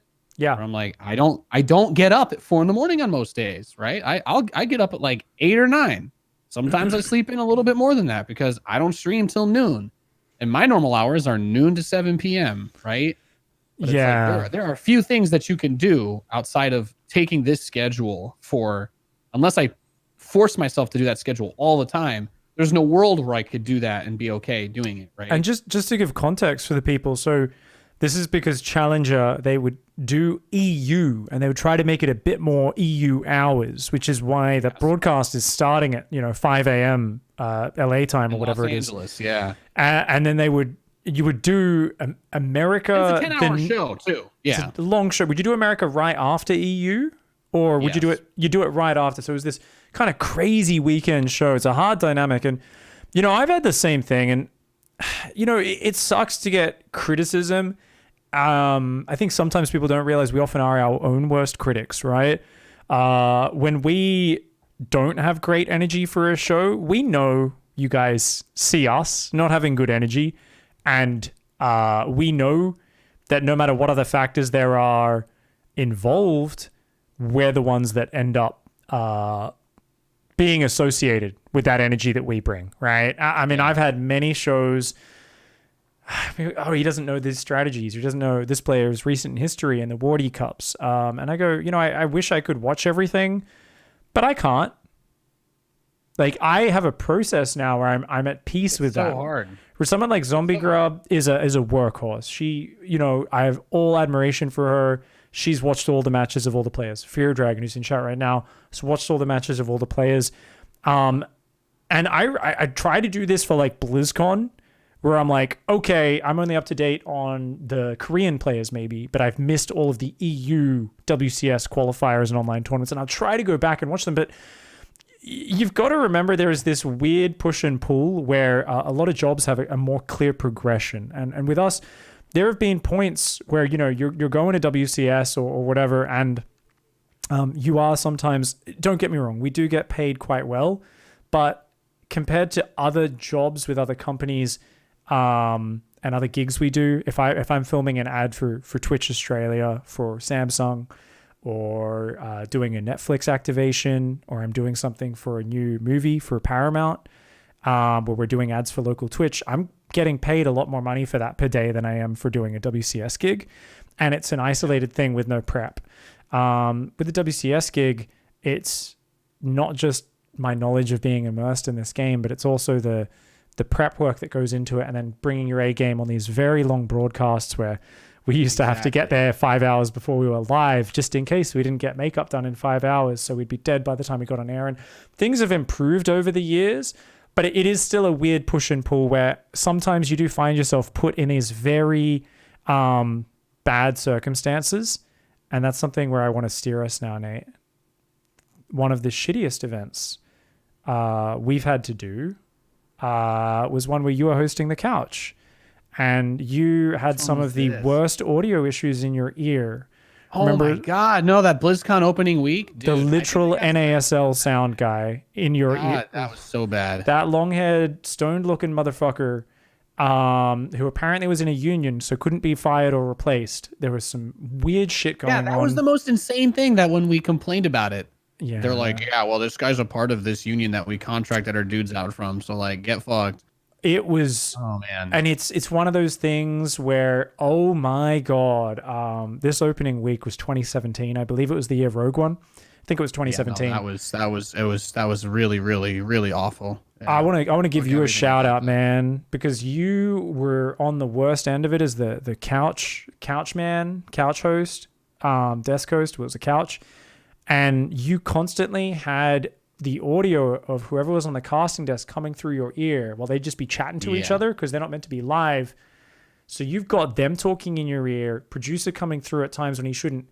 And not occasional, regular, like just really brain high-pitched, loud squitching, noises yep, just in my ear. screeching, shrieking, like weird, crazy, those eardrum splitting noises just going in your ear randomly. So there were multiple segments where you were like, you would have to throw it out of your earpiece out because obviously it's like making your brain explode in the middle of talking. And you did an amazing job because that was some bad conditions which did not get fixed. And that's the thing that I think, like, the esports industry with a lot of this stuff is super fucking brutal. That event also was, I think, probably the biggest, at least for me, like when you do hosting, sometimes you get stuff sprung on you. Like I remember doing like DreamHack Austin or whatever, and they're like, oh, by the way, we're just gonna have like Lambo come up. We're just gonna interview him right on the desk. And I'm like, oh, I'm like, well, what do you want me to do like with this? Like, what exactly does that mean? Like, is it gonna be me and then Lambo's here in his spot? And they're like, no. Roddy and Pig are both gonna still be there. So I'm like, is Lambo going between Roddy and Pig, or is he going between me and Roddy? Like, how does the shot look? Who am I supposed to address first? Do we have a graphic? Do we need to move where we are in frame? And if you get those things put, that BlizzCon, I mean, I had probably one of the most pants-shitting things I ever had to do, because that was when they announced the IEM Pyeongchang thing. And they were like, because Adrian came to me after the first day was over, and he's like, hey, Nate, we need to have a conversation about something that, like, a segment that we're going to throw in, because, you know, we have a lot of time and we want to have like a piece for people. So we're going to announce this thing, and you're just going to be there in your normal spot. But instead of your co-casters in between this one match, we're actually going to bring Mike Morheim, Carmack, and the vice president of gaming at Intel up onto the thing. And you're going to shoot the shit with them basically about their announcement that they're going to make there, and ask a few questions. And which is like mind-blowingly stressful, because at this point they're just very casually dropping on you, like, oh yeah, in front of everybody, you're gonna have to talk to the CEO of the company that is hiring you for this event, as well as, you know, two other prominent people. At least I knew Carmack, so I wasn't nervous talking to him. And they're like, so here's the script. You're just gonna read this off of a teleprompter, all the questions. Their answers are all, like, for the most part, scripted, unless they want to audible.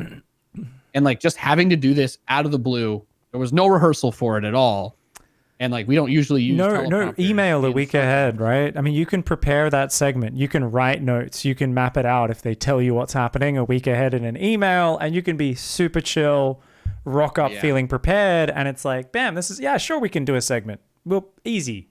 It's the number of times they do that at the last minute, man. You're like, no. And it's so last minute. It doesn't get sprung on me. And, you know, I like to be a bit silly and dumb from time to time. But when someone's like, oh yes, your opening line to the CEO of Blizzard Entertainment is going to be, so hey Mike, how you doing today? I'm like, I would never refer to Mike Morheim as Mike to his face. Like, I've never had a beer with the guy. I mean, I have since, but like, at that point, like, I'd never had a beer with him. I've never hung out with Mike Morheim. This guy, you know, my whole entire life hangs on a thread so small. This guy, he's probably not even aware of it, honestly. Or maybe he is, because he was such a good guy, right? Yeah. But I'm like, this is just one of those things where if you do actually make even a tiny mistake, that no longer is just like, oh yeah, Nate looks stupid on the desk. They're like, wow, they brought the CEO and the vice president of another company up on with this guy, like, who just like fucking flubbed this, you know? Because that ended up being like a really major announcement, right? It was like, oh yeah, StarCraft's going to be quote unquote at the Olympics. It was huge. It kind of was. And like, that ended up being a really big thing. But like, for me, that was one of the biggest challenges I ever got, because I found out, like, it was like the night before, and they're like, here's your script, here's your questions, good luck tomorrow. And I'd never sweat so much in my entire life as when I was on air for that segment. Like, it was, that was like one of the most stressful things I've ever done. It's hard, man. You get thrown in the deep end a lot, but I think that's also the blessing. If you think about it, obviously sometimes we come off as whiny when we complain about these things. I think there's no doubts about it. We're all very blessed to do what we do. We always go back down memory lane. I do, you do. We talk about, go back 10 years and look at where we were then, and we are blessed for it. I think the glorious thing that comes out of the glorious shit shows that is esports productions, which have obviously gone from glorious shit shows. They've become a lot better over the years and become better and better. Is, you know, we've done shows in all these crazy environments, right? Where if you go on like a really pristine, professional kind of like TV broadcast or anything these days, and everything's organized and like just in a different way, and there's a bigger time frame and there's just more money for everything, you're like, oh, this is so easy. Like there's no curveballs. Like there isn't constantly stuff trying to trip you up. You know, I remember Copa Intercontinental in 2016. We had Portuguese and English and Spanish all coming into our ears at the same time for like half of the show.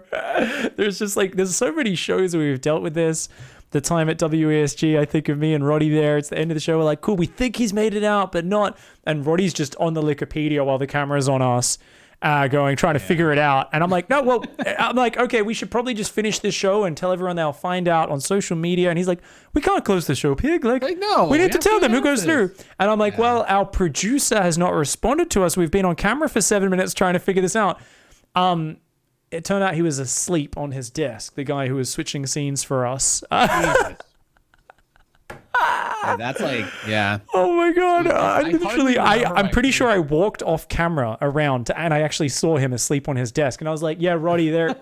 I went and like shook his shoulder and was like, yeah, can we close the show? And he's like, ooh. And I like went back, sat down on camera, and we're like, all right, thanks for watching, guys. This guy made it through. Goodbye. There have been some whack situations, man. I think at the end of it, like you go into a show now and you're more relaxed because you're expecting to improvise, right? Like yes. you haven't been protected, you know, like you've been thrown into the deep end and now you're like, oh, and like, because of that, we are almost averse to trying to be too professional. Cause like, we're like, no, like weird shit's going to happen. And if we're uptight at all, it's going to be really awkward. But if we just go with the flow and make fun of the situation, it's always just a relaxed, fun experience. So I feel like we're much better at just improvising on broadcast these days because of that. Yeah, there's so many like different curveballs, and especially like there's no esports unions, there's no standards, there's no legal or governing body that requires anybody to, you know, conform to any standard at all. So going from one type of thing to another, if it's not literally being run by the exact same team that you were just on, like everything can be like totally different. Like you were saying, like with like even just going from doing a regular ESL event to doing the ESL event at their studio, they're hiring people locally, right? So they're getting it from a union because LA is a city where all of those people are all in unions, right? And you get into these weird situations where someone blows up your ear and they can't be held accountable for it. Repeatedly. That was the thing. This was not a one-off. This was for 4 days straight. That's why this was such a thing where at the end of it, there were many all they tears. Did was apologize. There was literally apologize over and over. And never fixed the issues. Yeah. It was one of those ones where, I mean, there was obviously things did get addressed after, but 4 days of the same crazy issues. And I mean, just shout out to you for weathering that storm, man. I remember just being like, oh God, like you were still relatively new to hosting at that point. And you did a good job, and there were so many segments where you had to take your earpiece out. There were so many segments where you had Tasteless talking in your ear while you were trying to talk to me or someone else on the couch. It was like, hats off to you, man. That's like the shit we've come through that's made us stronger, man. Good on you, dude. Yeah. I do feel like it gives me, I get like these Superman vibes sometimes when I work on other shows now. Yeah. It's like since I started branching out more, like I'll just be with this company and they'll be like, okay, so we want you to do like this like opening segment where we're going to talk about what's happening for the event and you know what people should expect. And I'm like, okay, what are the points you want me to hit? What's the tone that you want? Yada yada. And then at the end of and then like as soon as I finish speaking, the guy's like, oh no, we've got like a teleprompter for that. It's going to be right here. Let's go over the size of the font on it. He's like, so for this part, like we don't need you to like ad lib anything. So literally just stand here. And you can read it off to yourself as many times as you want. We can go through as many times in rehearsal as you want until you feel comfortable with the pacing. And they'll be like, be a little upbeat or a little bit more serious when you reach this point. And like my mind is like blown, right? And I do something like this. And then there's like when I did like even that EA announcement thing, like I had a dedicated person just to make sure that I didn't have any problems doing what I was doing. They're like this one person just kept coming up to me, being like, "Yep, your headsets, everything still works. Like, check battery." And they're like, "Okay, like you're gonna be, like it's gonna be totally fine." Because the StarCraft stuff is What is very this? loose. What is Like, this people wizardry? I'm like, people don't understand, but like StarCraft events are all magic pulled out of the hats of many people who have been running those for a long time. Like I have, and like without like saying anything that like goes like too much or talking about any, but like when I did that ESL event for like Apex back in Poland in September, like a lot of the folks that I work with like don't do that exact type of event in those exact types of roles. Yeah. And naturally there were a ton of problems. Like we had a big venue, there were a lot of people that came in. I think EA did a really good job in general, but like all the standard esports problems that you like have that you run into, and I'm like, well, this is just kind of about like what I expected. A lot of this stuff is in the vein of, you know, what I assume is going to happen. And like I don't mean it in any sort of ill will way, but it is funny after years and years of all the insane madness and bullshit. But at the end of the day, I'm like, yeah, this is actually one of the better events that I've probably ended up working. Despite mass amounts of chaos and people saying "kurva" every time they tried to replace the battery, you know. And my man, it's funny because you see like newer esports talent or pros, and you hear like the horror stories about people who are crazy divas and shit, and they're like, no, we don't just need a green room. I need my own space in this green room that no one else is allowed to touch. Yeah, right? You run into someone like that and you're like, I didn't even know these types of people fucking existed. We were lucky if we had a couch, let alone a room. Wait, Nathanias, we're casting this series. Are you wearing that jacket? I don't have a jacket. Take your fucking jacket off. Take your fucking jacket off. You'll make me look. I don't have a jacket with me. Take your fucking jacket off. I've heard some stories about some people. You're like, what the fuck, man? Like, calm the hell down, you psychopath. There are some. I'm not going to name names, but I've heard some stories about people and see. I'm like, calm down, buddy. It's hilarious. Yeah. I think we're lucky we have such a crew of cool people who are so much fun. I mean, it's fucking crazy when you get tasteless in a room, just making silly jokes the entire time, going full comedian and feeding off the energy, and Roddy's being silly, and everybody is around. We've got so many different characters and stuff. You hear about like divas and also backstabbing and talking shit and bitching behind each other's backs in other games, and we're just a bunch of happy old people who are so chilled that we can still play StarCraft and talk about it in 2020 and have fun. But I mean, it still remains that the next 6 months, and I think especially the next few weeks, is going to be a crazy time. And I think we're going to see more people hop back into streaming. We talked a bit about it earlier. You're still undecided. Personal pitch, Nate. If there is one man I know personally who can do a better Dr. Disrespect type character than Dr. Disrespect, it is you, man. You got to put on that Pikachu onesie, or like, I don't know, create some fucking weird furry character or something. I don't know. I just like, you're one of the most natural entertainers. So like, I just feel like my dream come true is you becoming some sort of just wild, weird content creator that just does weird shit on camera. Cause I think you're one of the funniest people I love hanging out with at events, because your impersonations and shit are on point, man. Are you still talking?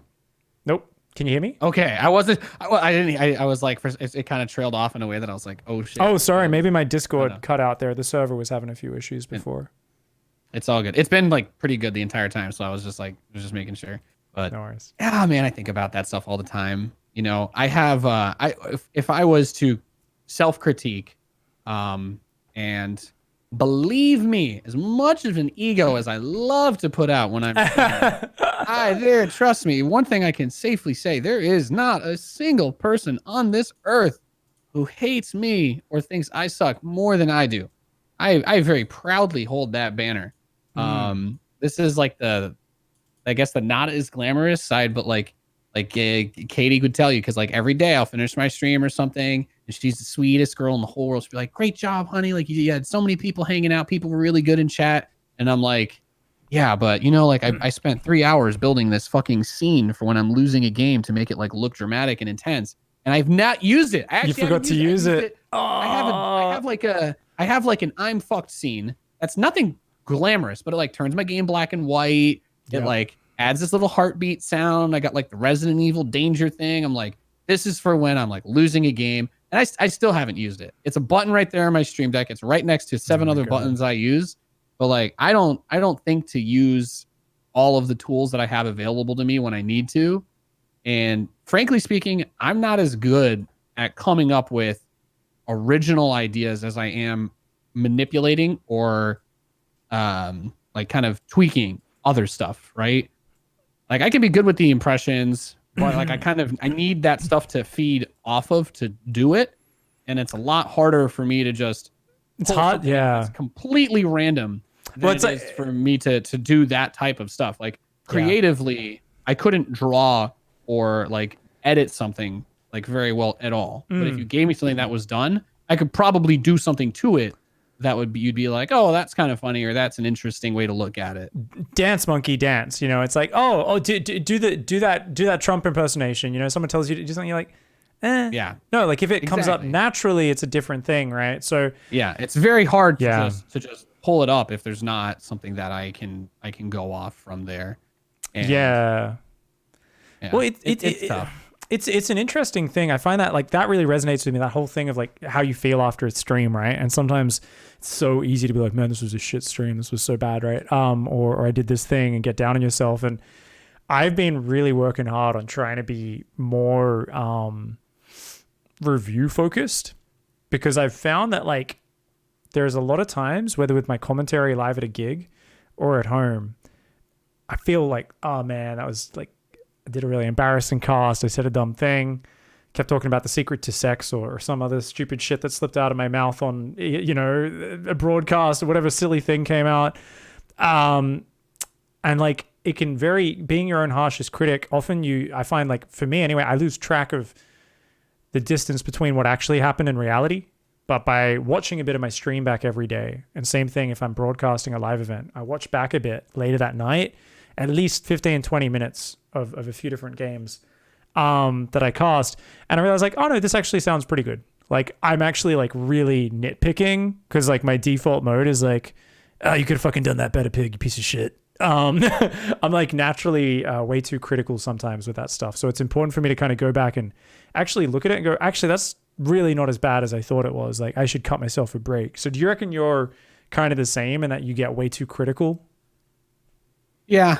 I mean, I don't think it's necessarily bad to be overly critical of oneself, as long as it doesn't, you know, get to the point where like, it's not like I cancel my plans or cancel my stream because I'm like, you know what, I'm going to have a bad stream today. Like, I'm just not going to do it. Like if I'm not feeling it, or if I don't think I'm doing like super well, like I'm not going to let it get in the way of me doing things that I need to do. Yeah. But at least for myself, like, I don't know, like when I have a good day, for me, it feels like super apparent. And it's like it's kind of a hard thing for myself personally, because I have like such a controversial place like in like in StarCraft, where I enjoy that I can freely say that I speak my mind on everything, and I don't really hold back my thoughts on stuff. And a lot of people see me as someone who says like really, really out there. Like if I think like the average StarCraft personality, people are generally pretty tame. People are like maybe from like a 1 to 10, people are like a 2 to a 4. Sometimes people get spicy. I would have put Jeff at like probably like a 6 or 7, because people really aren't that crazy. Like no one's telling anybody to kill themselves, right? No one's doing shit like that. Yeah. There's no, And yeah. I try to aim for that like 5 to 6 area, and then but based on context and the way that people look at stuff, like things get turned into like, you know, a lot of people will see what you do as a 10, right? Or they'll be like, well, this is like, you know, this the only thing this guy does is this, because they saw 2 or 3 highlights where it was like, oh, it's a funny rant that happened, and it's like, well, now this defines you, right? So for me, like keeping my place in that has been really tricky, because I went through like the last year and a half, like I tried really, really, really, really hard to not make any like serious statements or negative statements. And I had like a whole rant thing about maps, and I was like, why does nobody think that this is a problem at all? Like when they announced the season, like the final season maps or whatever. And this was like early December, like when like that Lambo clip came out. Because that's when it was actually from.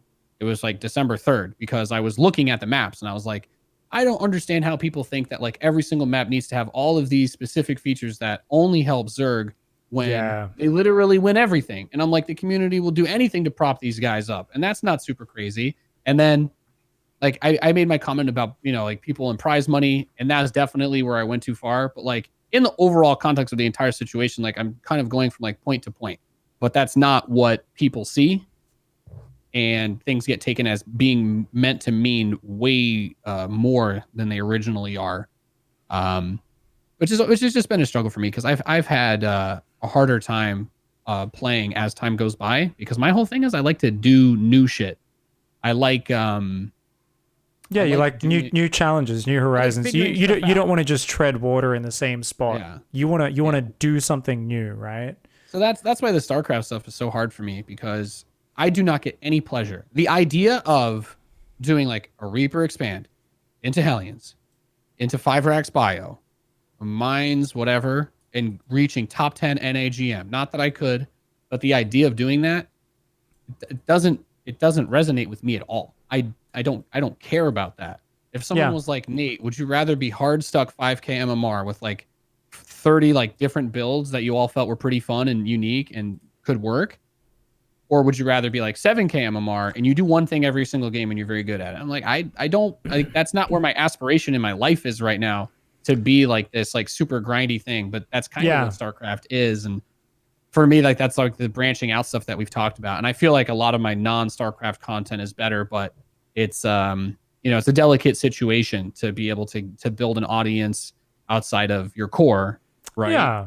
And I mean, you still enjoy StarCraft. It's not that you don't. It's that you have many interests as a person, right? You find your own styles that work. And I mean, back to the point of you trying to not say as many controversial things, right? That's like an interesting one, because like I am naturally super conflict averse, right? As a person, I'm the one who's like, avoid conflict, to the point where it becomes you lead yourself to negative situations because you're not confronting people about issues and dealing with them, right? Like that's my problem, is like avoiding issues, right? I think you're the opposite. You're someone who I love problems. I love solving problems. And with other people as well. I definitely don't always have the best tone when I talk about problems, but I do not like the idea of like being like, all of this is fine. All of this is completely normal. Well, you're a bulldog. You like that challenge. Reasonable. You'll seek it out, right? You'll seek out that battle, and maybe for you, you're too far on the other side of the spectrum, where sometimes you do get a bit too combative, right? Where, especially, I mean, dealing with the internet is one of the craziest fucking things. Like, this is dealing with a community of faceless voices, and the thing is, they all feel so disenfranchised. Like, you are the god, Nate. You get to make money out of this. Same with me, same with any other person. You get to be a figure. You get to have a voice. You have power. People listen to you. I'm just a guy on Twitter with an egg picture, with my 70 or 10 followers, and there should be no consequences for me telling you to kill yourself and you're a piece of shit. Like, like that's the attitude a lot of these people have. And it's like, it creates this crazy dynamic. We're like, no, we're people too, guys. We also are the same as you. Yes, we naturally reach more people with our voices, but people interact with us in this crazy way, which is this impossible thing for us to manage. And we definitely didn't grow up learning how to manage dealing with an audience of people, some of who are hardcore fans and are lovely people, and most are lovely people, but there is a minority of people who are, one thing you've said, I mean, our lives are broadcast at this point. We broadcast a large number of our waking hours for an event or on our own personal streams. We say dumb shit. We are humans. Everybody has said dumb things and said things that they don't end up believing, and their minds change, and they're like, no, that was actually stupid. I said a dumb thing.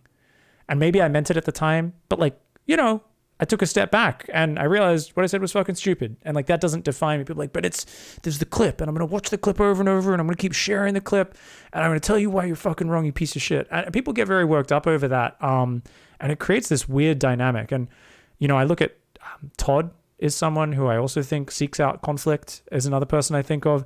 And I always think of this one time he said to me, he's like, Pig, like, we deal with all this shit and all these people at events sometimes, like shitty problems or like people being dicks. I never see you get worked up. Like, you just seem to sidestep all of it. Like, how do you do that? And I was like, oh, well, that's actually like a problem. Like like I won't even stand up for myself sometimes. I'll just like sidestep the issue and avoid it. Like that's like I'm on the opposite side of this, like where I got to actually that way. I've got to be better at actually telling people no and shit. That's something that's like my daily challenge is like, facing up to problems and fixing things before they become bigger problems. That's something that like, with my chat, I went to a toxic place many years ago, and it was in control talking to him about, no, like you fucking control your chat, helped me teach me that. I was like, oh, and I think my chat is one of my favorite places where it's got such a good vibe now. But it took me actually addressing issues every time they came up continually and grinding that to the point where people knew where the lines were and what was acceptable and what isn't, right? Yeah. But it's like, it's a weird thing, right? So, I mean, on like the Lambo topic, you said before, it's like, yeah, you went over the line. You said some shit. You were obviously, a little riled up. You said something, and then you got lambasted over it.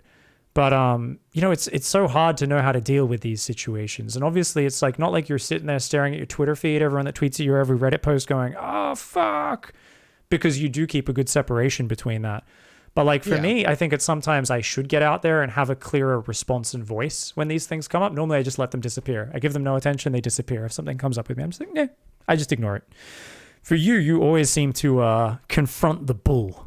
All right. You always seem to go and grab it by the horns and try to wrestle it to the ground, or you bait it a little bit, right? Like with that one, you were kind of baiting it a little bit over the coming days and stuff. Do you think that's something where maybe you should stop trying to avoid your natural inclination of you said you were trying to not be as controversial and not say as many things, and then this one thing comes out and there's this huge explosion? Should you maybe just embrace that nature of your own? I mean, I'm not saying become Thorin and literally just be a shit stirrer, stirring over his cauldron of shit, but like, there's I don't know. Yeah, it's interesting. That's been a huge thing last week. No, I literally had a great moment. I had a great moment because I started my stream and I'm like, you know what? I'm like, this doesn't interest anybody for me to sit here quietly. I realized, and like, if I sit here quietly and play StarCraft and give like a few comments on why I'm doing stuff, or like a build, or like a mild analysis, like no one gives a shit. Like nobody cares about that. Maybe a few people are like, oh yeah, Nathan's sharing his knowledge or whatever.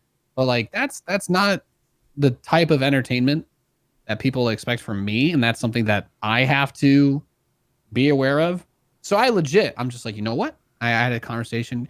And my favorite thing about all of this stuff, and you've already touched on it, but like one of my favorite things, that's the most funny thing about this, is the way that people talk about me when I do take the time to like go into the trenches and try to write out like a nice, well thought out response to some random guy who thinks he hates me, even though like, I don't think almost any of the people who have gone out of their way to tell me that they hate me actually spend time thinking about me in their spare time when they're not directly telling me that they hate me, if that makes sense. They've just got to get that little dose of internet justice out where they tell you their thoughts, and that's it. Yeah. So I don't hold it against those people, because I don't think that they care as much as they want me to think they care. And at the same time, like if you were like this is obviously really the only person that I can give an easy example of, because we live together, but like at the same time, if you were to ask Katie, you'd be like, man, how does Nathan deal with this? How does Nathan deal with like people attacking him or whatever? You'd be like, oh, well, you see, when Nathan finished streaming, what we do is we like get a beer or go for a walk with the dog, and like we play games. Like I don't stream. I like having games that I don't stream. we've got like hundreds of hours in Red Dead Online now. Like we just love going and skinning sheep and just like, getting drunk or like, marijuana is legal in California. And we just have fun, right? Or we have a couple bars we really like to go to. We got an arcade bar that has a Nightmare on Elm Street pinball machine. Sick. She won the jackpot on it, right? I'm like, that's what I think about when I'm not streaming. Like, I love that machine. They just added a WWE one from like the 90s, and you can play as The Rock or John Cena on a pinball machine. Hey, while you're drinking. Like, that's some good shit. It's like these, like I have a lot of stuff that I'm like, as soon as I get up, like whatever I'm doing here or whatever I'm doing there, like when I get up, I'm done with it. And that's for me, like that's how like I keep my sanity, because if I spent all my spare time when I wasn't streaming or, going out of my way to try and curb somebody who thinks that, they don't like me or whatever, like I would lose my mind. right? The new one on Lancashire. Yeah, player one. Yeah, it's awesome. And on a slightly lighter note, since some people did ask, I also want to say, yes, I am drinking a Yingling. Hey. My brother's birthday was March 3rd. Mine's February 25th. Oh my god, the pixels on Discord. Sorry guys for Oh the yeah, quality. sorry about that. We can Yeah, barely no, make that's out not gonna go lager. very well. This so you can't get this beer west of the Mississippi River except for Texas. They did start in Texas. Pennsylvania has these really old laws, like Quaker laws, Oh really? and yeah, they've got so many weird laws with regards to pretty much anything. Fun fact, a random one. Growing up, you're not allowed to pass a horse-drawn carriage on the road in a car. I don't know if that ever got repealed, but like legally, you could get sued if you did that and startled someone's horse. It's dangerous, man. There's Startle their horse. Yeah, yeah. And there was another weird one where from before cars being normal, where they're like, yeah, you have to cover your car with a tarp if a horse is coming towards you from the other side of the road. You're supposed to pull over and make your car like quiet, right?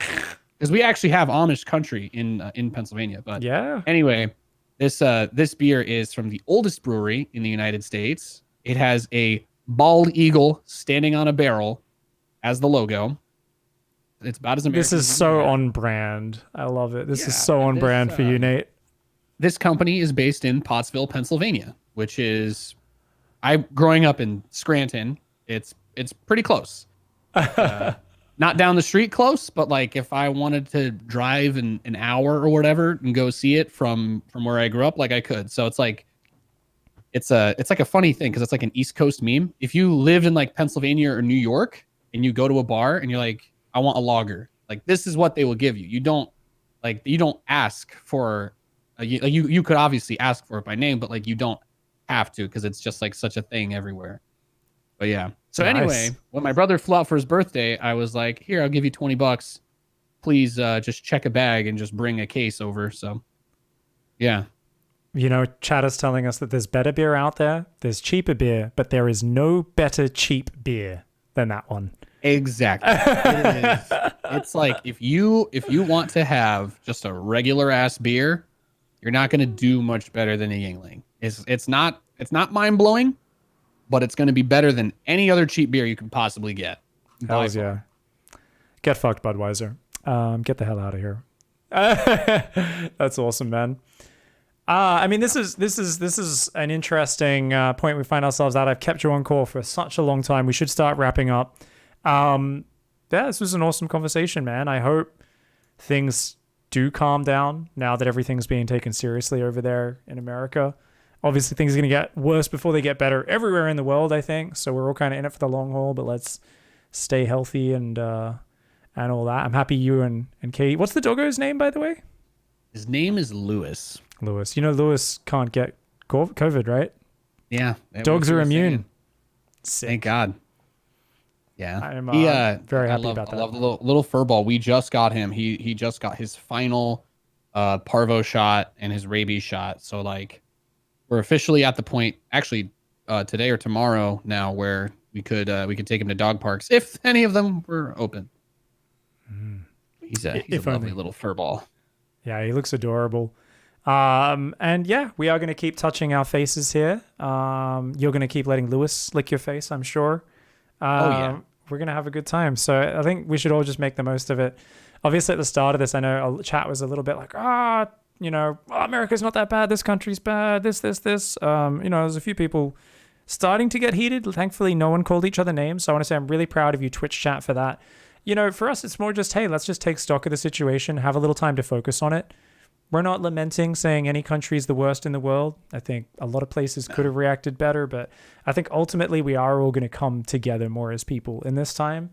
I know that more and more I'm setting up online gaming dates with all my friendos. So who knows? Maybe I'll see if I can get on this beta tomorrow and join you guys. Otherwise, I'm downloading a whole bunch of new games for different friends to play with. There are different games for different people. People are like, I'm playing this game, come join me. You guys should all do it as well, especially if you are in super isolation, if you don't have any housemates or partners you guys and girls live with out there, if you don't have any pets, get on Discord more than ever. If you're a StarCraft isolationist nerd, I'm going to do my very quick rant. join a goddamn clan, join my Discord, join Nate's Discord, talk to some other nerds, play some games. Not everyone in there only plays StarCraft. They play all sorts of other games. Just join a community and find some friends online. Like, that's what we've got to do right now more than ever. This community is beautiful, and, you know, I'm kind of sad I'm not going to get to see any of my caster friends for quite a while, so I'm going to try and I miss you guys. do more of these. I know. I miss hanging out. I miss hanging out at the hotel bar and just getting into stupid shit. Exactly. That's why we gotta have more random fucking get on and play. And what's the latest BR everyone's playing? They're playing the Call of Duty one, right? Is it good? Have you played much? Really good. I played a lot. It's very My friend's good. been telling me to download it, so I think I'm gonna start downloading that tonight. Yeah. For me, I say I play it like a PUBG that isn't badly optimized. It's actually a very, very well done, very well put together game, in my opinion. All right, so where you put out the most shit these days? Twitter, Insta, Twitch, obviously. Twitter, and Twitch are my main things now. I've been streaming a lot of variety stuff. I like you said, I love StarCraft, but it actually drives me crazy, and I don't always like the person that I am when I play too much of it. So, been a lot of StarCraft. I've been playing Animal Crossing all day. I love that shit. I'm probably gonna play Madden after we're done talking. And yeah. You know, there's nobody that really streams that full time. It's not a Twitch game. And I'm looking to capitalize on the Madden market this year. I want to be the biggest Madden streamer. That's my goal. You're actually pretty good at it, aren't you? I think I'm quite good. Yeah, I've been practicing against like the AI that like cheats against you and shit because so few people play now that the season's over. But all these teams and organizations are starting to do all esports crap because sports are basically canceled right now. So it's been fun, and also been uploading some casts to my YouTube. 1440p high quality VODs of ESL Pro Tour matches and also some random ones. I think you have like a whole book on this guy, but man, I got some replays from this Florencio dude. It's the most insane shit I've ever seen. I didn't know. Oh my God. I did not know you could have such a dumpster fire of a game of StarCraft before that dude sent me 3 of his replays. And I bought a special bottle of whiskey just for when I cast those games because it's that I need it. I need it to get through. Dude, 20-minute Florencio he game. always finds a new level of fuckery. He doesn't use control groups or anything, you know. I occasionally, like normally I don't think I'm a very funny person, but there are certain experiences you go through that automatically bring humor out in you, and I think every Florencio game is one of those for anybody watching or experiencing it. You know, whether you're getting dicked by him or you're watching him dick somebody else, he's a goddamn sewer mermaid. He's an animal. I love it.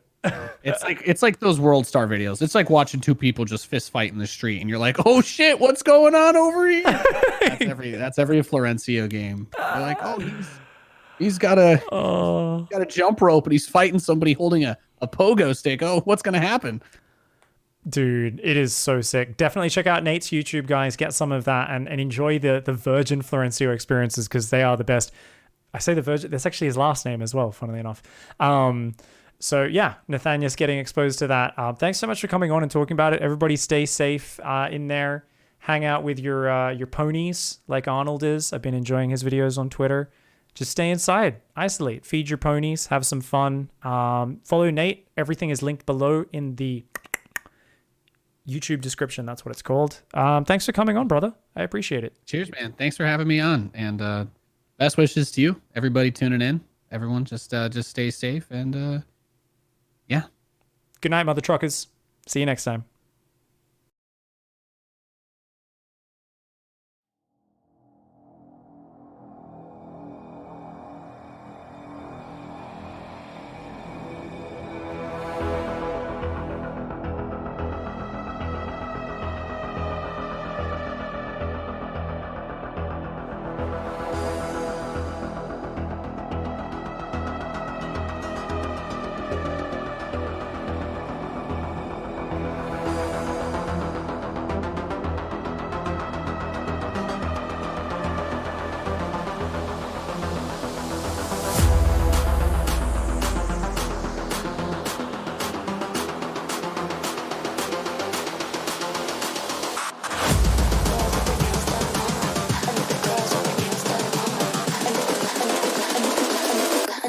Girls with their nails done now.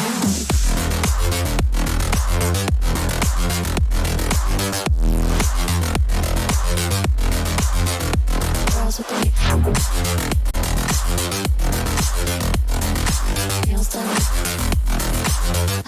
Girls with their nails done.